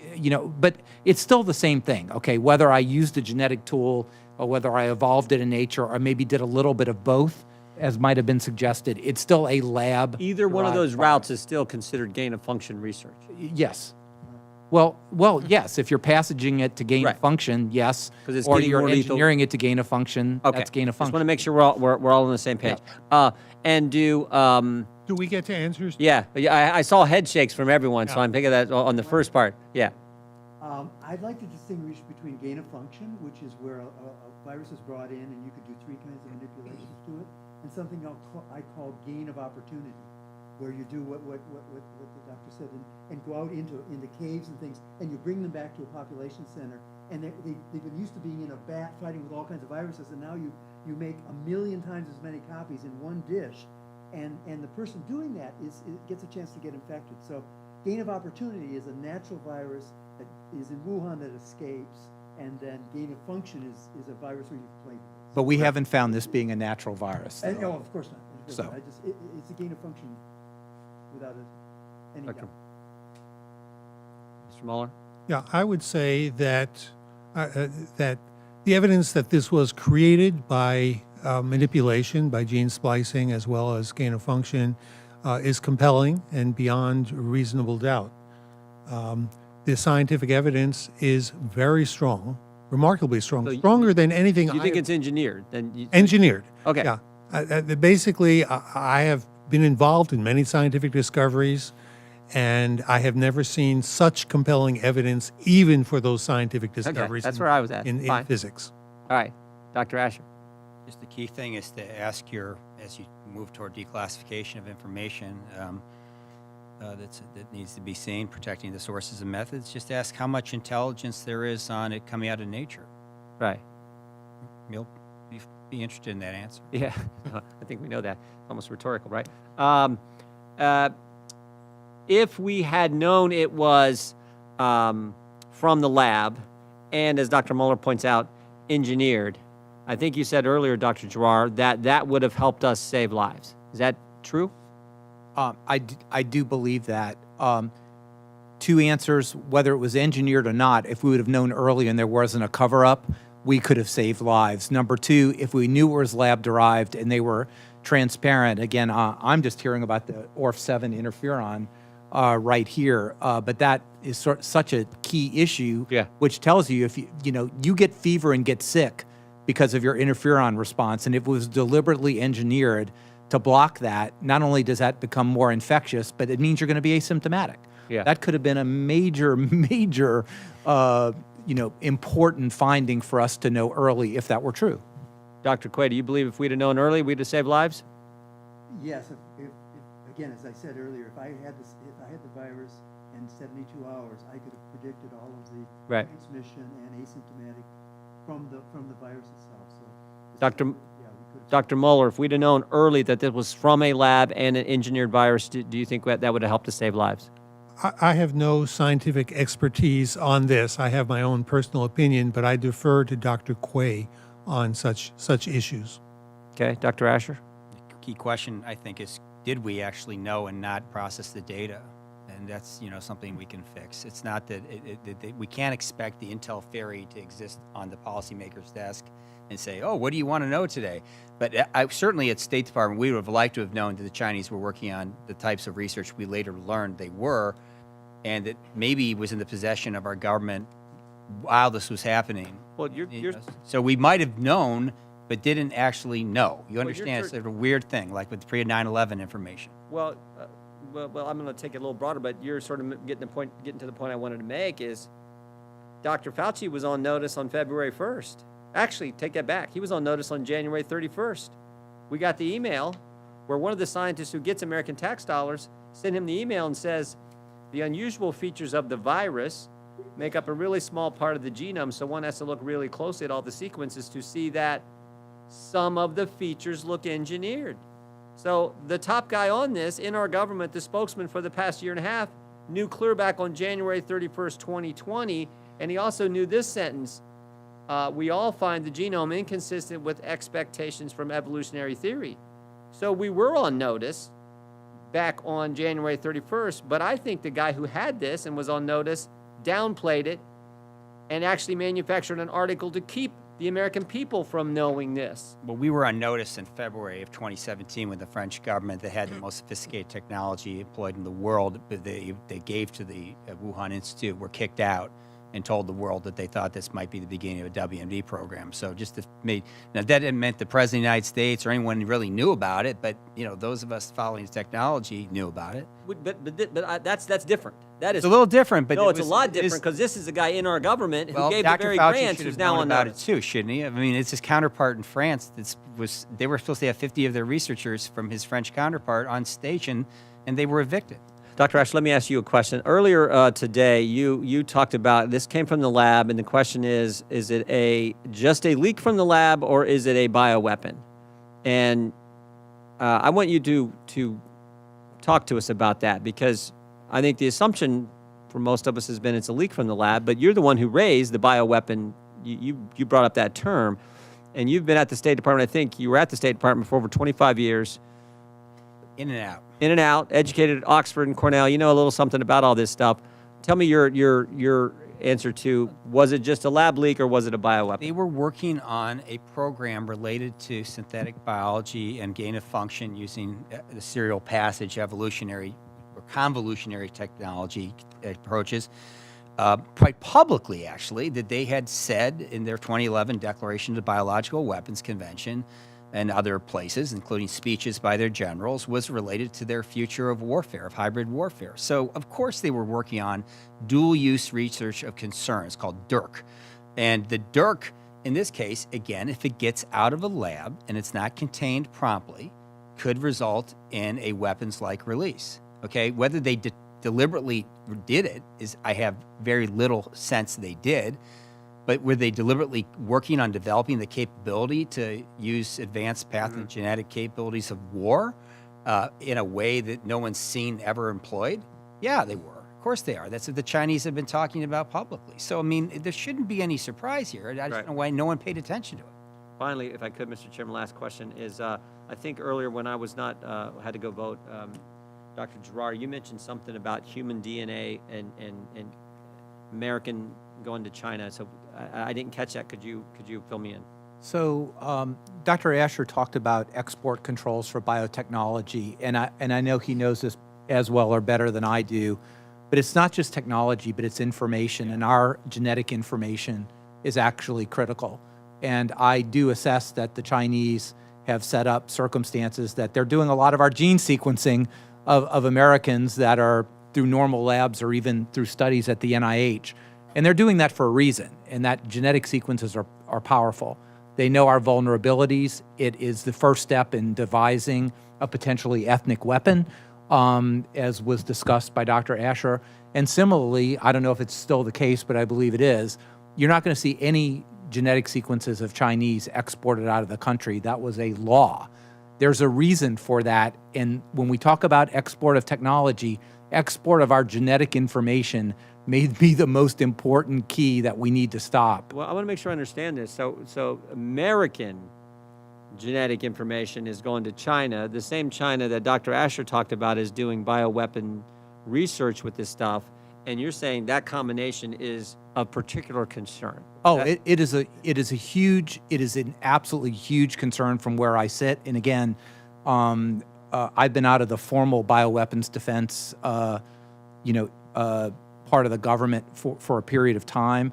But genetic information is very powerful, right? It decides who we are. It tells us about our vulnerabilities, not only disease states, but potential for genetic weapons.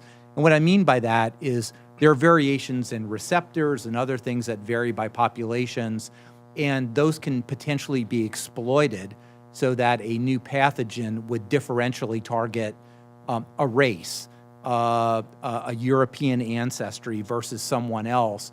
And we are essentially just giving all that information to China in the context of what I do believe is an unprecedented and What's terrifying. the rationale for giving that to China? I mean, I think that's a fundamental question we got to ask on all this. Why are we giving all this information to China? Because most people in the community are either naive to the threat, they deny the threat, they're oblivious to the threat, or just don't want to think about it.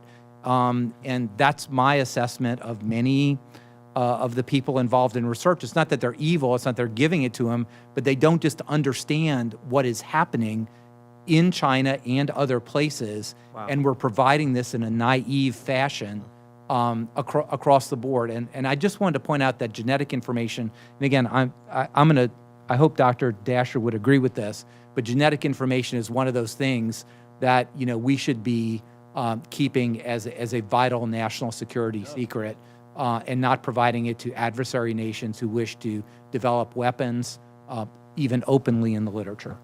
If I could make a comment on this. I'm at the mercy of the chair right now, but I'll leave it up. Dr. Just because I know exactly what he's saying, but I think I want to say it in another way. So if you go on the internet and want to do, you can do DNA tests for almost anything on the internet as a consumer, and you don't even need, a doctor to sign. And you do a scrape, you do a spit. Yeah. The specimen will very often go to a laboratory here, but then it gets shipped to BGI, which Dr. Asher will say bought more Illumina sequencing machines than any place in the world, and so they will do the sequence there, and they'll send it back to the company. But guess what? They'll keep a copy, and that's what he's talking about. So every time in America, not always, but many times you will do what you think is and you'll go to a U.S. address, and then it gets shipped to BGI. Yeah. Well, that brings us to the conclusion of this hearing. Let me again thank our 4 witnesses. You are all experts in your field. You've all brought some incredibly riveting testimony, some concerning testimony, just in the sense that more of these questions need to be asked. And frankly, we should be getting answers from others who were also invited but didn't come forward, because there are a lot more questions to be answered about the origins of COVID-19. I think it's been very clear from all of your respected testimony that the origins of COVID-19 came from the lab, whether it was engineered just completely from the mice. Was there a source, a host like a bat?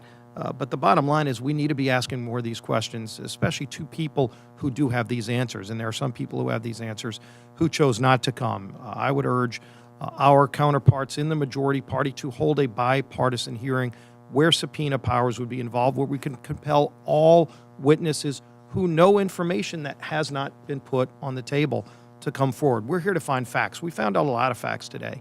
I think facts that are very helpful, facts that show that if China was just forthright early off in this process, going back to September, October of 2019, when they knew what was going on in that lab, but lied to the rest of the world, lives could have been saved. Hundreds of thousands, if not millions globally, could have been saved. So let's make sure we get those answers so it never happens again, but also there needs to be accountability as well. Those are things that Congress should be debating. So far, this majority has chosen not to. Let's also continue to call for a expedited hearing on Senate Bill 1348, which would declassify much of that information that the Director of Intelligence, of National Intelligence has on the origins of COVID-19. Again, it passed the Senate unanimously. This is not partisan legislation. Let's get all of these facts out there, and those others who have information and have not yet come forward, now is the time to come forward. The American people deserve to know wherever the facts lead. And if the facts don't lead in a place that you're comfortable with, the facts are going to come out anyway. It's better for everybody who has information to bring it forward so that we can at least ask these questions, get the information, and learn from what happened. It's been very, very helpful that we got this information out. I think you've all done an incredible service. And having this broadcast, I think, will open up and shine a light even brighter on something that we still need to dig and get more answers for. So with that, thank my colleagues for participating. Thank our witnesses again.